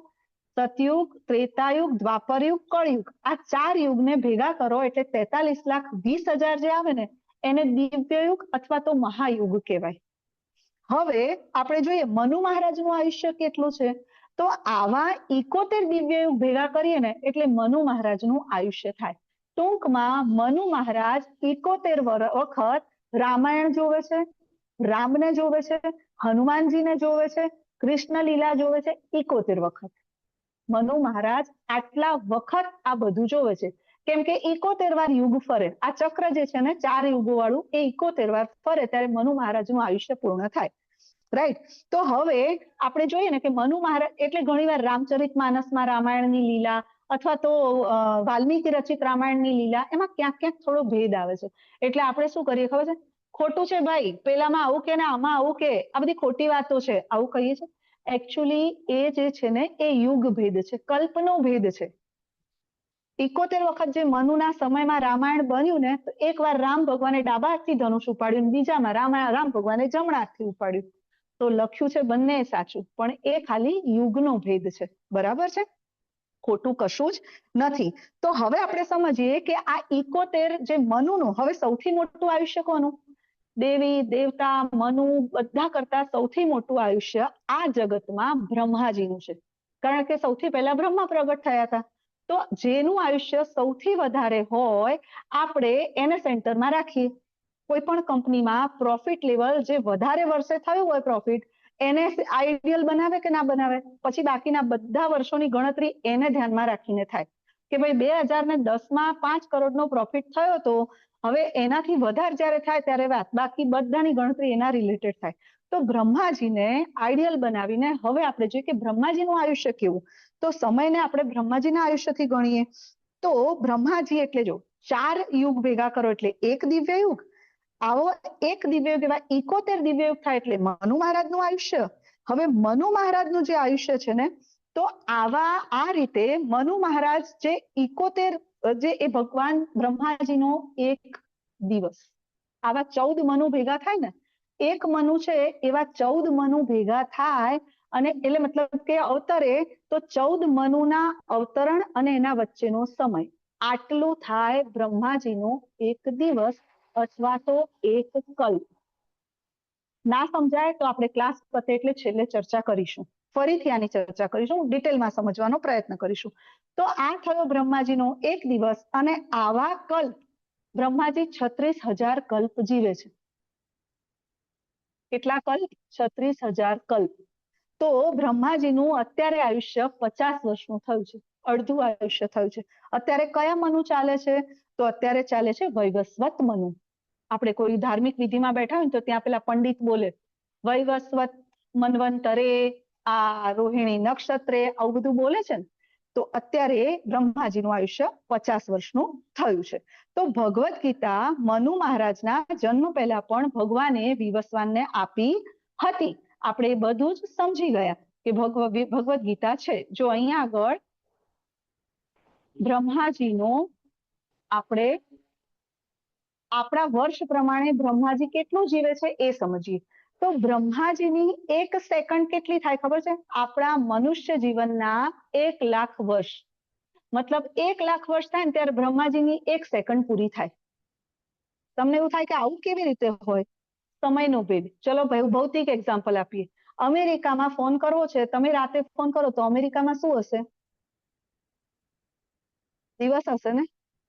તમારો કોઈ મિત્ર અમેરિકામાં રહે છે ને તમારે ફોન કરવો છે તો તમે એને રાત્રે ફોન કરશો, ત્યારે એના ત્યાં દિવસ હશે. છે કે નહીં સમયનો ફરક? છે ને? અચ્છા, ચલો બીજું ઉદાહરણ આપું. આપણે પિતૃઓનું શ્રાદ્ધ કરીએ છીએ. ક્યારે કરીએ છીએ? ભાદ્રવ પક્ષમાં, ભાદરવા મહિનામાં. અચ્છા, ભાદરવા મહિનામાં શ્રાદ્ધ કરીએ, પિતૃઓને એક દિવસ જમાડીને પછી આખું વર્ષ પિતૃ ભૂખ્યા રહે?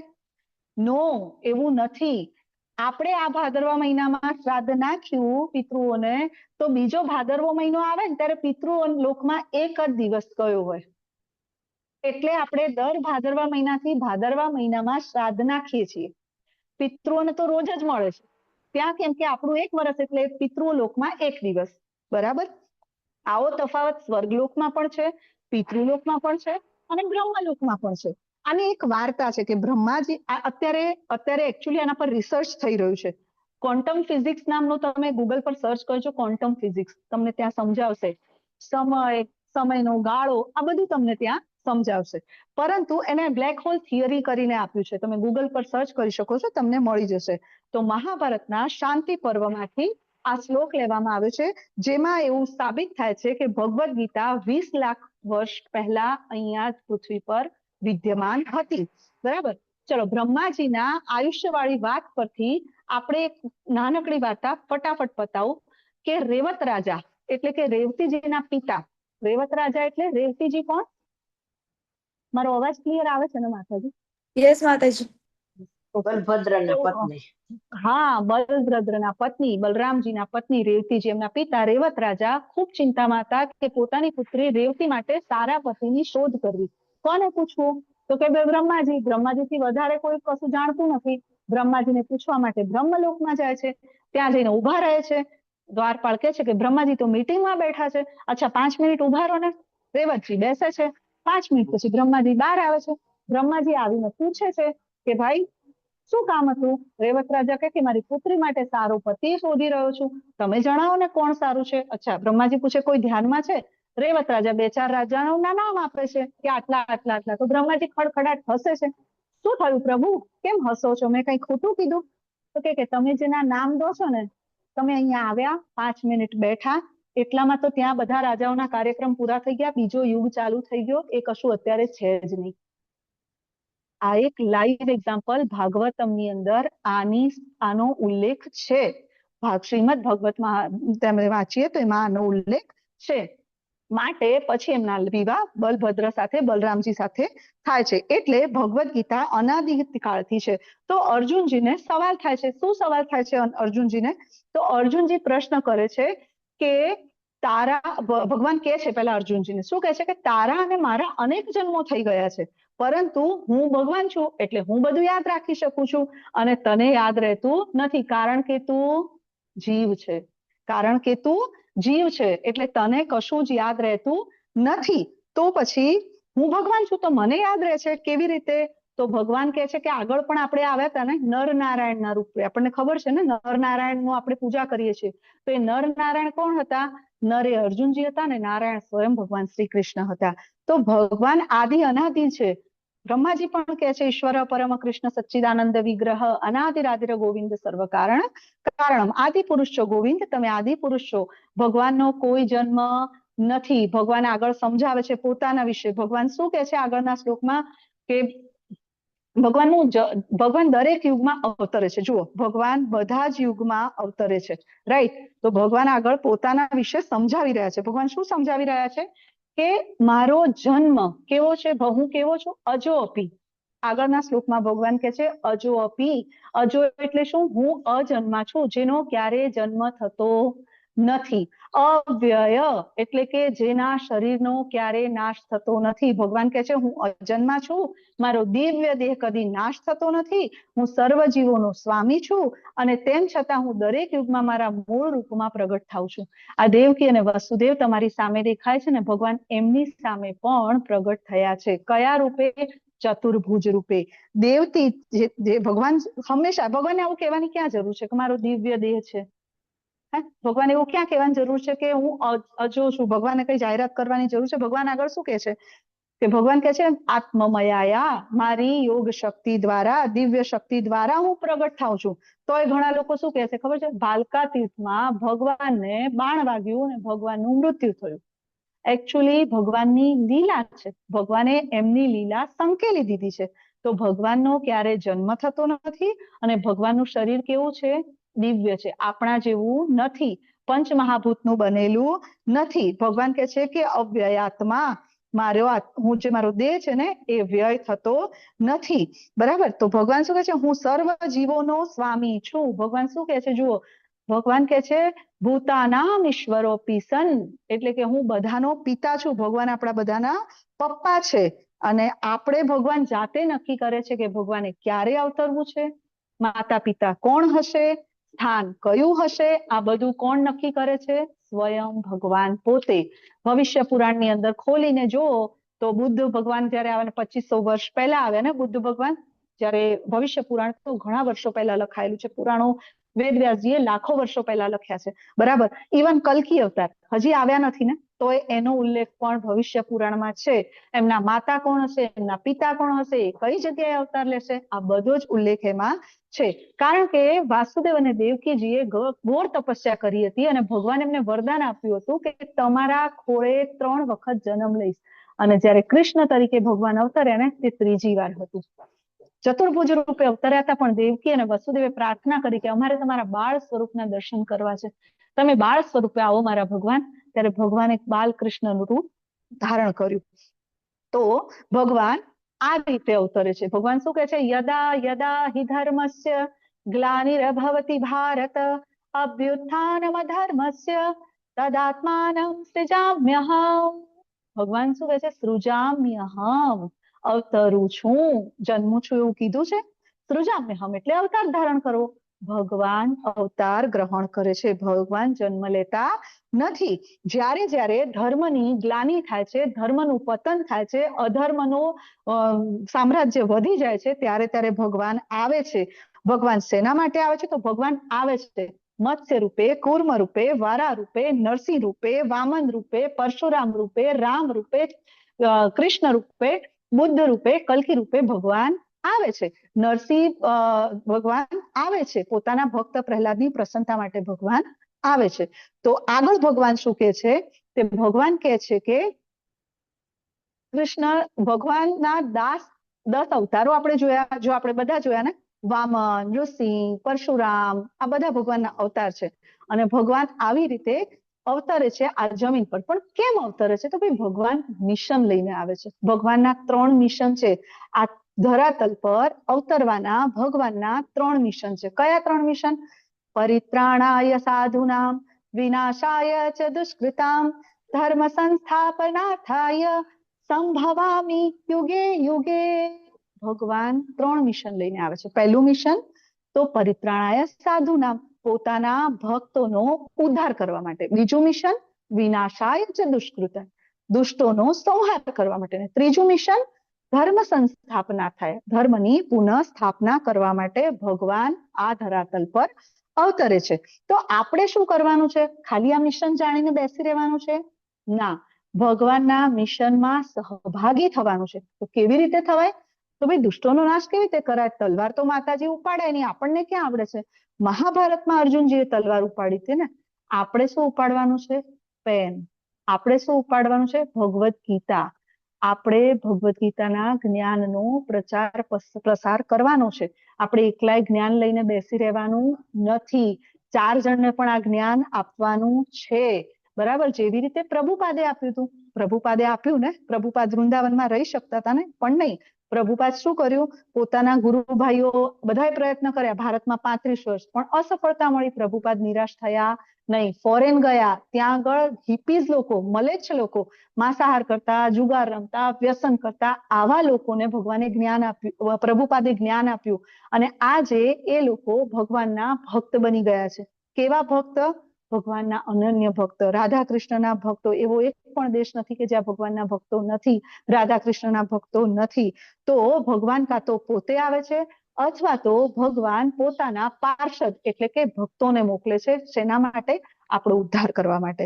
રામજીના ત્યાં, જ્યાં રામજી શબરી માતાના બોર ખાવા આવ્યા હતા ને, કૃષ્ણ ભગવાન 16,108 રાણીઓ, લાખો એમની ગોપીઓ કોણ છે? આપણે કાલે વાત કરી હતી ને, રામચંદ્રથી પ્રભાવિત થયેલા ઋષિ મુનિઓ, જેમને સંતોષ આપવા માટે, જેમની ઈચ્છા પૂર્તિ કરવા માટે તેમને ગ્રહણ કર્યા. કૃષ્ણ ભગવાને એમને ગ્રહણ કર્યા. તો ભક્ત માટે ભગવાન આવે છે.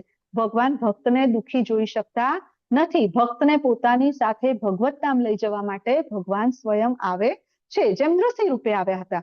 બરાબર. આગળના શ્લોકમાં ભગવાન શું કહે છે કે ભાઈ ભગવાન માતાજી તમે આ બધું કહી રહ્યા છો, પણ એનાથી ફાયદો શું થશે, એને જાણવાનો ફાયદો શું? તો ભાઈ ભગવાન કહે છે કે જ્યારે તમે મને જાણો છો તો શું થાય છે?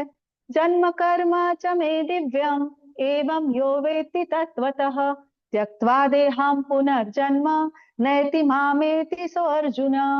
ભગવાનના જન્મ અને કર્મ દિવ્ય છે. આપણે આગળ જાણ્યું ને, ગોવર્ધન પર્વત પર 7 દિવસ 7 રાત કચલી આંગળી પર લઈને ઉભા રહ્યા ને ભગવાન. આપણે ઉભા રહીએ? ના. પુત્રનો વધ કર્યો 6 દિવસના ભગવાને, આપણે કરી શકીએ? ના ને. તો ભગવાનને તત્વતઃ જાણવા પડશે. 7 દિવસની ભાગવત કથામાં ભગવાનને તત્વતઃ જાણી શકાતા નથી. એમાં તો શું હોય, જે આગળ બેઠેલા જન સમુદાયને ગમે એવું પીરસવું પડે, નહીં તો શું થાય, લોકો ભાગી જાય. તત્વતઃ ભગવાનને જાણવા પડે. સ્કંદ 1, સ્કંદ 2, કૃષ્ણ ક્યારે આવ્યા, ભગવદ ગીતા ખુલતી નથી ફોનમાં. કરજો માતાજી. હરે કૃષ્ણ કૃષ્ણ કૃષ્ણ હરે હરે.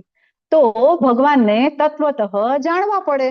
તો એની કોઈ ચર્ચા ભાગવત સપ્તાહની અંદર થતી નથી. શિવજી પણ કહે છે કે કૃષ્ણ ભગવાન છે. 12 મહાજનોમાં એક મહાજન છે શિવજી. દેવોમાં પાતાલખંડમાં પદ્મ પુરાણના પાતાલખંડમાં જઈને વાંચો તો ત્યાં આગળ શ્રીમદ ભાગવતમમાં વાંચો. રુદ્ર ગીતની અંદર પણ શિવજી કહે છે કે ભગવાન કોણ છે? સ્વયં શ્રી કૃષ્ણ છે. તો પણ આપણે 7 દિવસની ભગવદ ગીતામાં તો પછી બધાને ભાગવત સપ્તાહમાં તો બધાને પકડી રાખવા પડે ને. એટલે રાધા ક્યું ગોરી મેં ક્યું કાલા, મ્યુઝિક વાગે, લોકો નાચે, લોકોને મનોરંજન થાય તો જ લોકો બેસે. જો તત્વતઃ જ્ઞાનની વાત થાય તો લોકો ભાગી જાય, લોકો ક્લાસમાંથી ભાગી જાય, લોકો સપ્તાહમાંથી ભાગી જાય. બરાબર. તો ભગવાન શું કહે છે કે તું મારા જન્મ અને કર્મ જે દિવ્ય છે એને જાણી લઈશ તો શું થશે? તો ભાઈ ત્યક્તા દેહમ પુનર્જન્મ નૈતિ મામેતિ સો અર્જુન. જ્યારે તું આ જાણી લઈશ ને તો તારે ફરીથી આ દેહને ત્યજ્યા પછી ફરીથી પુનર્જન્મ લેવો પડશે નહીં, ફરીથી આ જગતમાં આવવું પડશે નહીં. ભગવાન કહે છે ક્યાં જશે આ જાણીને લેનાર વ્યક્તિ? ક્યાં જશે? મામેતી, મને પામી લેશે, મારા ધામને પામી લેશે, હંમેશા માટે મારી પાસે આવી જશે. તો પછી ભગવાન ક્યાં રહે છે? મારા ધામને કીધું તો ભગવાન ક્યાં રહે છે? ગોલોક વૃંદાવન ધામમાં. જવું છે ને? જવું છે ને આપણે ગોલોક વૃંદાવન ધામમાં? આપણે એકબીજાનો હાથ છોડવાનો નથી. બરાબર છે. તો ગોલોક વૃંદાવન ધામમાં રહે છે. હવે એક ઉદાહરણ સમજીએ કે ભગવાન અહીંયા આવે છે તો કેમ આવે છે? નરેન્દ્ર મોદી કે કોઈ પણ પીએમ કે કોઈ પણ પ્રેસિડેન્ટ છે, દેશના રાજ્યના કોઈ પણ પ્રેસિડેન્ટ જેલમાં મુલાકાતે જાય કેદીઓની, સાદા કપડા પહેરીને જાય. ત્યાં બેઠેલા લોકો શું બોલશે? લો આઈ ગયા, કંઈક કાંડ કર્યા હશે તો જ આપણા વચ્ચે આયા. ત્યાં તો ડાકુ ચોર જ પડ્યા હોય ને. જેલમાં કોણ હોય? જે ગુનેગારો હોય. બહુ અભિમાન લેવાની જરૂર નથી, આપણે જેલમાં જ છીએ. આ ભૌતિક દુનિયા જેલ જ છે અને આપણે એવા કામ કરીને આયા છીએ એટલે જ અહીંયા પડ્યા છીએ. તો જ્યારે પીએમ આવે, પ્રેસિડેન્ટ આવે તો જોવા આવે તો આપણે એવું સમજવાનું કે એમણે આપણા જેવા કામ કર્યા છે એટલે અહીંયા આવ્યા છે, ભગવાને આપણા જેવા પાપ કર્યા છે એટલે ભગવાન અહીંયા આવ્યા છે? ના. એટલા માટે પીએમ પ્રેસિડેન્ટ આવે છે કે ભાઈ જોવે છે કે આમાંથી કોઈનો ઉદ્ધાર થાય એવો છે, કોઈ સુધારા ઉપર છે. એ જેલરને પૂછશે કે ભાઈ આમાંથી કોઈ સુધારા ઉપર છે? જેલર કહેશે હા 1 જણ છે. હા તો ભાઈ આવતા વર્ષેની 14 વર્ષની સજા માફ કરો, 3 વર્ષ થયા છે, છોડી દો. ભગવાન આવીને માયાદેવીને પૂછશે કે ભાઈ અહીંયા કોઈ સુધારામાં છે? આ જગત રૂપી જેલમાં કોઈ સુધારા ઉપર છે? કોઈ મને તત્વતઃ જાણવાનો પ્રયત્ન કરે છે? તો પછી માયાદેવી કહેશે કે હા અહીંયા 4 વાગ્યા 102 જણા ભેગા થાય છે, કંઈક તો ચર્ચા કરે છે, કંઈક પ્રયત્ન કરે છે આ 102 જણા. એમાં ડોલી માતાજીએ છે ને, ધર્મિષ્ઠા માતાજીએ છે ને, હરાપ્રિયા માતાજીએ છે ને, અનિતા માતાજીએ છે અને હિરલ માતાજી છે. પણ એમના તો જે લાખો જન્મ બાકી છે, બહુ પાપ કર્યા છે, પણ કંઈક બોલી તો રહ્યા છે, કંઈક તમારા નામની ચર્ચા થઈ રહી છે. તો ભગવાન શું કહેશે? અચ્છા મને જાણવાનો પ્રયત્ન કરે છે, તત્વતઃ જાણવાનો પ્રયત્ન કરે છે, આવતા વખતે મારી પાસે મોકલી દો, બાકીના જન્મ માફ. બોલો કરવાના છે ને? તો ભગવાનને તત્વતઃ જાણીને આપણે અહીંથી જવાનું છે. તો ભગવાન શું કે છે કે પરિત્રાણાય સાધુનામ, આવી રીતે ભક્તોને પાછા લઈ જવા માટે ભગવાન આવે છે. ક્યાં લઈ જવા માટે? પોતાના ઘરે, ભગવત ધામ. ભગવાનના કર્મ શું છે? તો ભગવાન અને આપણા કર્મ વચ્ચે શું તફાવત છે આ સમજવાનું છે. તો ભગવાનનું સ્વરૂપ આધ્યાત્મિક છે અને આપણું કામ ચલાવ છે. ભગવાન જે છે એ ભગવાનના મહાવિષ્ણુના જે રોમકૂપોમાંથી અનેક બ્રહ્માંડો ઉત્પન્ન થાય છે અને આ બ્રહ્માંડો ઉત્પન્ન થાય એ ભગવાનના પ્રથમ પુરુષ અવતાર છે. બરાબર? તો પ્રથમ પુરુષ આપણે બધા આ વસ્તુને જાણીએ છીએ, સમજીએ છીએ. ચાલો મને એક ક્વેશ્ચન છે તમારા બધા માટે, કોઈને ખબર હોય તો ક્લાસ પત્યા પછી મને કહેજો. દામોદર લીલાની અંદર યશોમતી મૈયા કૃષ્ણને બાંધવાનો પ્રયત્ન કરે છે, દરેક વખતે દોરી 2 આંગળ ટૂંકી કેમ થઈ જાય છે? ભગવાનને તત્વતઃ જાણવા એટલે જો આ વસ્તુ જાણી હોય તો ભગવાનને તત્વતઃ જાણ્યા કહેવાય. નહીં તો આપણે સપ્તાહ સાંભળીને આવીએ, પ્રસાદ વેચીએ અને ચાડી ચુગલી શરૂ, પંચાત શરૂ, કાળા બજારી શરૂ, જૂઠું બોલવાનું શરૂ, ચોરી કરવાની શરૂ થાય છે ને. આવું વળી વળીને થાય છે ને. તો આપણા આચાર્ય પ્રભુપાદ જે અમારા છે એ કહે છે કે તમારે એના માટે શું કરવું પડશે? ભગવદ્ ગીતા વાંચવી પડશે. શું વાંચવું પડશે? ભાગવતમ વાંચવું પડશે. શું વાંચવું પડશે? ચૈતન્ય ચરિતામૃત વાંચવું પડશે. પછી બીજા શાસ્ત્રોને વાંચો તો સમજાશે કે ભગવાનને તત્વતઃ કેવી રીતે જાણી શકાય. ભગવાનમાં ને આપણામાં તફાવત છે. ભગવાનનું શરીર દિવ્ય છે, આપણું શરીર ભૌતિક છે. ભગવાન માયાના સ્વામી છે, આપણે માયામાં રચ્યા પચ્યા છીએ, માયાને આધીન છીએ. ભગવાનનું સ્વરૂપ આધ્યાત્મિક છે અને આપણું ભૌતિક અથવા તો કામ ચલાવ છે. તો આપણને પ્રશ્ન થાય કે ભગવાન, જો ભગવાનના જન્મ કર્મને જાણી લઈએ તો શું થાય? અને એ જાણી લે તો ભગવત ધામ જવાય છે ચોક્કસ. એનો પુરાવો શું? તો ભગવાન આગળ પુરાવો આપે છે. શું કે છે? આસક્તિ, ભય, ક્રોધ તથા આ બધાથી મુક્ત થઈને મારામાં સંપૂર્ણ લીન થઈને મારું શરણ લઈને અનેક મનુષ્યો ભૂતકાળમાં મારા વિશેના જ્ઞાનથી પવિત્ર થયા છે. આ રીતે તમે બધા મારા દિવ્ય પ્રેમને પામ્યા છે. તે બધા ભગવાન ઉદાહરણ આપે છે. નરસિંહ મહેતા, મીરાબાઈ, સંત તુકારામ, ગોરા કુંભાર, શ્રીલા પ્રભુપાદ, આપણા સડ ગોસ્વામી, આ બધા જ ભક્તો ભગવાનનું તત્વતઃ જ્ઞાન જાણ્યા પછી ભગવાનને પ્રાપ્ત કર્યા છે. દ્વારકાધીશ આવ્યા હતા ને 52 વખત, નરસિંહ મહેતા માટે દ્વારકાધીશ આવ્યા હતા ને. તો આ રીતે ભગવાન પુરાવો આપે છે કે ભાઈ ભગવાન આવે છે, ભગવાનને પ્રાપ્ત કરે છે. ભક્તો ભગવાનના નામનું કરીને. ચલો એક વૃંદાવનની નાનકડી સ્ટોરી કહું. સમય થઈ ગયો છે પણ સ્ટોરી બહુ સરસ છે એટલે મને સ્કીપ નથી કરવી. વૃંદાવનનું એક મંદિર છે, મને નામ ભૂલાઈ ગયું છે, ક્ષમા કરજો. તો ત્યાં મંદિરની અંદર સાચી ઘટના છે. હા, આ સાચી ઘટના છે. તો ત્યાં એક મંદિરના પૂજારી કૃષ્ણની સેવા કરતા હતા. રોજ સવારે મંગળા આરતી કરે, શણગાર કરે, શ્રૃંગાર કરે, ભોગ બનાવે, તૈયાર કરે, ભગવાનને ભોગ કરીને જમાડે, પછી ભગવાનનું શયન કરાવે, ભગવાનની સંધ્યા આરતી કરે. આ બધું જ કરતા હતા. આખો દિવસ ભગવાનની સેવામાં હોય. એક દિવસ થયું એવું કે એમને થાક લાગ્યો હતો. ભગવાનને ચામર ઢોળતા આમ જોકું આવી ગયું. જોકું આવ્યું તો ચામરનો જે નીચેનો હાથ હોય ને ભગવાનના ગાલ પર લાગી ગયો. ભગવાનના ગાલ પર લાગ્યો ને તો ભગવાન તો ઊંઘ તૂટી ગઈ. તો ભગવાને માર્યો લાફો. ભગવાને લાફો માર્યો એટલે પેલા ભક્ત જે હતો ને પૂજારી, એને તો ગુસ્સો આવ્યો. સવારમાં ઉઠીને મંગળા આરતી કરું, સેવા કરું, શ્રૃંગાર કરું, આરતી કરું, ભોગ તૈયાર કરું, ભોગ લગાવું, તમને શયન કરાવું, તમને ચામર ઢોળું, તમારું બધું કરું અને ક્યાંક હું થાકી ગયો, મને જોકવાઈ ગયું તો લાફો મારી દો. આલો તમારી ચામર અને આ રહ્યા તમે, હું તો જાઉં છું. એમ કરીને એ ભક્ત તો છે ને બાજુની એમની ઓરડીમાં જઈને ગોદડું ઓઢીને સુઈ ગયા. એટલે પછી સવારે ગુરુ મહારાજ આવ્યા. અલ્યા આજે કેમ મંગળા આરતી નથી થઈ? જોવે છે ક્યાં ગયા પૂજારી? મંદિરની સફાઈ નથી થઈ. બાજુમાં જેને જોવે છે પૂજારી સૂતા છે ને પૂજારીને જગાડે છે. કેમ ભાઈ મંગળા આરતી નથી કરી? ગાલ જોવે તો સૂજી ગયો હતો. આ જુઓ તમારા ભગવાને લાફો મારી દીધો, મને ખાલી ચામર અડી ગઈ એમાં તો લાફો મારી દીધો. તો પછી કે છે કે ખરેખર? ગુરુ મહારાજ કે છે ખરેખર ભગવાને તને લાફો માર્યો? તો કે હું જુઠ્ઠું બોલું છું? ચાલો તમને કહું. મંદિરમાં લઈને જાય છે, ભગવાન સામે ઉભા રહીને, ભગવાનના વિગ્રહ સામે ઉભા રહીને કહે છે, બોલો મારા ગુરુજી માનતા નથી કે મેં તમને લાફો માર્યો છે, તમે બોલો. ત્યારે ગુરુ ભગવાન પ્રગટ થાય છે અને કહે છે કે હા ભાઈ મારાથી ભૂલ થઈ ગઈ, મેં લાફો માર્યો છે. ત્યારે ગુરુ મહારાજ કહે છે કે તમારા ભક્તને તમે લાફો માર્યો છે, તમારી મંગળા આરતી કોણ કરશે? તમને ભોગ કોણ લગાડશે? તમારો શ્રૃંગાર કોણ કરશે? ભાઈ તમારે માફી માંગવી જોઈએ. ને ભગવાન એ ભક્તની માફી માંગે છે. આમ ભગવાન ભક્ત માટે પ્રગટ થાય છે. ભગવાન એટલા ભક્ત વત્સલ છે કે પોતાના ભક્ત માટે ભગવાન આવે છે, ઝેરના અમૃત કરવા ભગવાન આવે છે. તો આટલા ભગવાન દયાળુ છે, માટે ભગવાનને તત્વતઃ જાણવા જોઈએ. કેવી રીતે વળતર આપે છે? તો ભગવાન કે જો કોઈ વ્યક્તિ મને આટલું જાણ્યા પછી પણ કૃષ્ણને કૃષ્ણ કે રામને રામ તરીકે સ્વીકારતા નથી, તો ભક્તો શું થાય? તો ભગવાન કે છે યે યથા મામ પ્રપદ્યન્તે, હું જે વ્યક્તિ મારી સાથે જેવી રીતે જે ભાવથી આવે છે, હું એને એ પ્રમાણેનો ફળ આપું છું.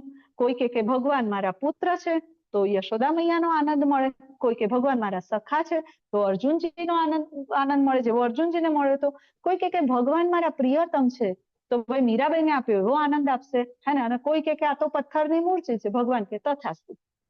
પછી કોઈ કે ભગવાન છે જ નહીં તો ભગવાન એવા મતપંથમાં ધકેલી દેશે કે જ્યાં રામ અને કૃષ્ણનું કોઈ નામ નહીં હોય. તો ભગવાન રેસિપ્રોકેટ કરે છે. ભગવાન ભક્તને જેવો ભાવ છે એવા ભાવે ભગવાન એની સામે વળતર આપે છે. ભગવાન આવે છે, ભગવાન અહેસાસ કરાવે છે, ને ભગવાન પ્રગટ પણ થાય છે. તો ભક્તિની આ શરૂઆત ક્યાંથી થાય? તો ભક્તિના 9 તબક્કા છે, સ્ક્રીનશોટ લઈ લેજો. પહેલી છે શ્રદ્ધા. શ્રદ્ધા હોવી ખૂબ જરૂરી છે. જો ભગવાનમાં શ્રદ્ધા હશે તો જ ભગવાન આવે છે. શ્રદ્ધા હશે તો શું થશે? સાધુ સંગ થશે. આપણે બધા મળે ને, આપણે મળીને ભગવાનની વાતો કરીએ છીએ ને. અચ્છા, સાધુ સંગ થશે તો શું થશે? તો ભજન ક્રિયા થશે. ભજન ક્રિયા થશે તો શું થશે? અનર્થ નિવૃત્તિ થશે. અનર્થ નિવૃત્તિ એટલે કે ષડ રીપુઓ, કામ, ક્રોધ, મદ, મોહ, મત્સર, આ બધું દૂર થઈ જશે. અચ્છા, એવું થશે તો શું થશે? તો નિષ્ઠા થશે કે માતાજી ક્લાસ અટેન્ડ કર્યો ને, ગુસ્સો ઓછો થઈ ગયો છે. હા, ક્લાસ તો અટેન્ડ કરવાની મજા આવી. નિષ્ઠા થશે એટલે રુચિ થશે. માતાજી ફરી ક્યારે ક્લાસ છે? ફરીથી જોડાવું છે, હજી કંઈક સુધારવું છે. અચ્છા, રુચિ થશે તો આસક્તિ થશે. હવે ભગવદ્ ગીતાના ક્લાસ વગર મજા આવતી નથી. આસક્તિ થશે તો શું થશે? ભાવ જાગૃત થશે. મને મારા કૃષ્ણની સેવા કરવી છે, ભગવદ્ ગીતા સાંભળવી છે, પ્રસાદ બનાવો છે, અને એમાંથી પ્રેમ ઉત્પન્ન થશે. પછી ભગવદ્ ગીતા વગર ચાલે નહીં, પછી ભગવાનના નામ વગર ચાલે નહીં. આ છે ભક્તિના 9 તબક્કા. એના પછી પ્રહલાદ મહારાજે આપણને 9ધા ભક્તિ આપી છે. શ્રવણમ, કીર્તનમ, વિષ્ણુ સ્મરણમ, પાદ સેવનમ, અર્ચનમ, વંદનમ, દાસ્યમ, સાખ્યમ, આત્મનિવેદનમ. આ 9 ભક્તિમાંથી કોઈ એક ભક્તિ પણ જો મનુષ્ય કરી લે તો એનો બેડો પાર થઈ જાય છે, હે ને. તો શ્રવણમ, જેમ પરીક્ષિત મહારાજે દરેક ભક્તિના એક આચાર્ય છે, હે ને. જેમ સ્મરણમ તો એમાં આવે પ્રહલાદ મહારાજ, આખો દિવસ ભગવાનનું નામ લેતા હતા. આ દરેક ભક્તિના એક આચાર્ય છે. દાસ્ય ભક્તિના હનુમાનજી મહારાજ ભગવાનના દાસ બનીને પોતાનું જીવન હજી પણ ભગવાન રામચંદ્રની સેવામાં છે. તો એમની પાસેથી આપણે કંઈક શીખવું જોઈએ તો આપણી ભક્તિમાં પણ પ્રગતિ થાય. દેવી દેવતાઓનું નિર્માણ કેમ થયું છે? તો ભગવાન કહે છે કે આ જગતમાં મનુષ્ય સકામ કર્મોમાં સિદ્ધિ ઈચ્છે છે એટલે દેવી દેવતાઓને પૂજે છે, એટલે નિસંદેહ તેમના સકામ કર્મો જલ્દીથી પ્રાપ્ત થાય છે, કર્મના ફળ, હે ને. ભગવાનનું જ્ઞાન લેવું નથી, પરંતુ સકામ કર્મના ફળની ઈચ્છા જોઈએ છે. એટલે ફલાણા ભગવાન, ફલાણા દેવી દેવતાને આપણે પૂજીએ તો આપણી મનોકામના પૂર્ણ થાય. ઘર જોઈએ, ગાડી જોઈએ, પત્ની જોઈએ, લાડી જોઈએ, વહુ જોઈએ, તો દેવી દેવતાઓની પૂજા કરે છે. પણ દેવી દેવતાઓ કોણ છે ને શા માટે પ્રગટ થયા છે આપણે આગળના અધ્યાયમાં પણ શીખવાનું છે. તો આ બધું જ આપણે આગળના અધ્યાયમાં શીખીશું. છેલ્લે ભગવાન વર્ણાશ્રમ ધર્મ સમજાવે છે. વર્ણાશ્રમ એટલે જાતિ ભેદ નહીં. વર્ણાશ્રમ એટલે ગુણ અને કર્મ પ્રમાણેનું જે થાય છે. ભગવાન વહેંચણી કરી આપે છે કે બ્રાહ્મણનું કાર્ય કરતો હોય, ભલે એ શૂદ્ર હોય છતાં પણ એ બ્રાહ્મણ છે. શિક્ષણ આપે છે, બ્રાહ્મણ છે. વેપાર કરે છે, વૈશ્ય છે. રક્ષા કરે છે દેશની, તો ક્ષત્રિય છે. અને લેબર વર્ગમાં છે તો એ શૂદ્ર છે, ભલે ને પછી એ બ્રાહ્મણ હોય. બ્રાહ્મણ કુળમાં જન્મ લેવાથી વ્યક્તિ બ્રાહ્મણ બનતો નથી. મોટાભાગના લોકોમાં ભગવદ્ ગીતા માટે આ ગેરસમજ ઊભી થઈ છે. આપણે બધે જોઈએ છીએ ને, વર્ણ વ્યવસ્થા તો બધે જોઈએ છે ને. ફોરેનમાં નથી, પાકિસ્તાનમાં આર્મી નથી, ફોરેનમાં ટીચર ભણાવે છે ને. ફોરેનમાં લેબર વર્ક છે ને, ગવર્મેન્ટમાં પણ ક્લાસ 1, ક્લાસ 2, ક્લાસ 3, ક્લાસ 4 છે ને. તો આ વર્ણ વ્યવસ્થા આપણને ભગવાને ભગવદ્ ગીતામાં આટલા વર્ષો પહેલા આપેલી છે. તો આ વર્ણાશ્રમને ફોલો કરવાથી શું થાય છે? તો કૃષ્ણની જે વ્યવસ્થા આપી છે એને જાળવણી કરીને આપણે આપણા કર્મને કરવા જોઈએ. તો ભગવાન કોકે કે ભગવાને આવી જાતિ વર્ણ પાડ્યા તો ભગવાનને પાપ ના લાગે? તો ભગવાન કે છે નમામ કર્મણી લિંપંતી, મને કોઈ કર્મનું ફળ લાગતું નથી, મને કોઈ શ્રાપ નથી લાગતો, મને કોઈ વરદાન નથી લાગતું. સમજવું અઘરું છે ને કે ભગવાનને કોઈ પાપ નથી, કર્મ નથી, કશું લાગતું નથી, ભગવાનને કોઈ કર્મના ફળ નથી લાગતા. તો એ વાત સાચી છે. તો ભગવાન ફરી કહે છે કે એના માટે શું કરવું પડશે? કર્મના પ્રકાર સમજવા પડશે, જે આપણે કાલે સમજાતા. વિકર્મ, કર્મ, નિષ્કામ કર્મ અને અકર્મ, આ આપણે કાલે સમજ્યા હતા. અકર્મ જે નારદજીએ કર્યું હતું, આપણે પણ અકર્મ જ કરવાનું છે. આ બધા જ તફાવત સમજ્યા પછી આ જ્ઞાન લેવું હોય તો શું કરવું પડે? ગુરુના ચરણે જવું પડે. તદ્વિધિ પ્રણિપાતેન પરિપ્રશ્નેન સેવયા ઉત્પ્રેક્ષ્યન્તિ તે જ્ઞાનમ જ્ઞાનીનસ્તત્વદર્શિનઃ. ભગવાનના જ્ઞાનને સમજવા માટે ગુરુના શરણે જવું પડે. કેવા ગુરુના શરણે? પરંપરામાંથી આવતા ગુરુના શરણે, લાઈવ પરંપરામાંથી આવતા ગુરુના શરણે. ગુરુને જઈને નમ્ર ભાવે પોલાઇટલી પ્રશ્ન પૂછવાનું. નથી સમજાતું, ફરી પ્રશ્ન પૂછવાનો, પરિપ્રશ્નેન, એટલે કે ગુરુ લાઈવ હોવા જોઈએ. ફોટામાં હોય એવા ગુરુ પાસેથી ક્યારે શરણ લેવાય નહીં, કારણ કે લાઈવ હશે તો તમારા પ્રશ્નોનું સમાધાન થશે, તો તમને પ્રશ્ન છે તમે એમને પૂછી શકશો.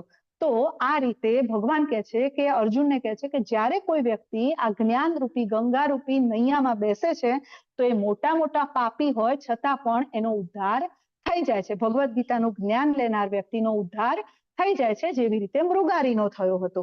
અને છેલ્લે ભગવાન અંતે કહે છે અર્જુનને કે હવે તારા હૃદયમાં જે અજ્ઞાન રૂપી અંધકાર ભરાયેલો છે એને જ્ઞાનના શસ્ત્રોથી કાપી નાખ અને ઊભો થા અને યુદ્ધ કર. તો ટૂંકમાં આ અધ્યાય આપણને એક જ વસ્તુ સમજાવે છે કે કર્મ કેવું કરવાનું? જ્ઞાનયુક્ત. જ્ઞાનયુક્ત કર્મ જ સાર્થક ગણાય છે. અને જ્ઞાન કોને કહેવાય? એ આપણને પરંપરામાંથી આવતા, લાઈવ પરંપરામાંથી આવતા ગુરુ જ સમજાવી શકે છે. વાંછા કલ્પતરુભ્યશ્ચ કૃપા સિંધુભ્યેવ ચ પતિતાનાં પાવનેભ્યો વૈષ્ણવેભ્યો નમો નમઃ. અનંત અનંત કોટી વૈષ્ણવ વૃંદ કી જય. શિલ પ્રભુપાદ કી જય. શ્રીમદ ભગવદ ગીતા કી જય. અર્જુનજી મહારાજ કી જય. હરે કૃષ્ણ કૃષ્ણ કૃષ્ણ હરે હરે, હરે રામ રામ રામ હરે હરે, હરે કૃષ્ણ હરે કૃષ્ણ માતાજી. હરે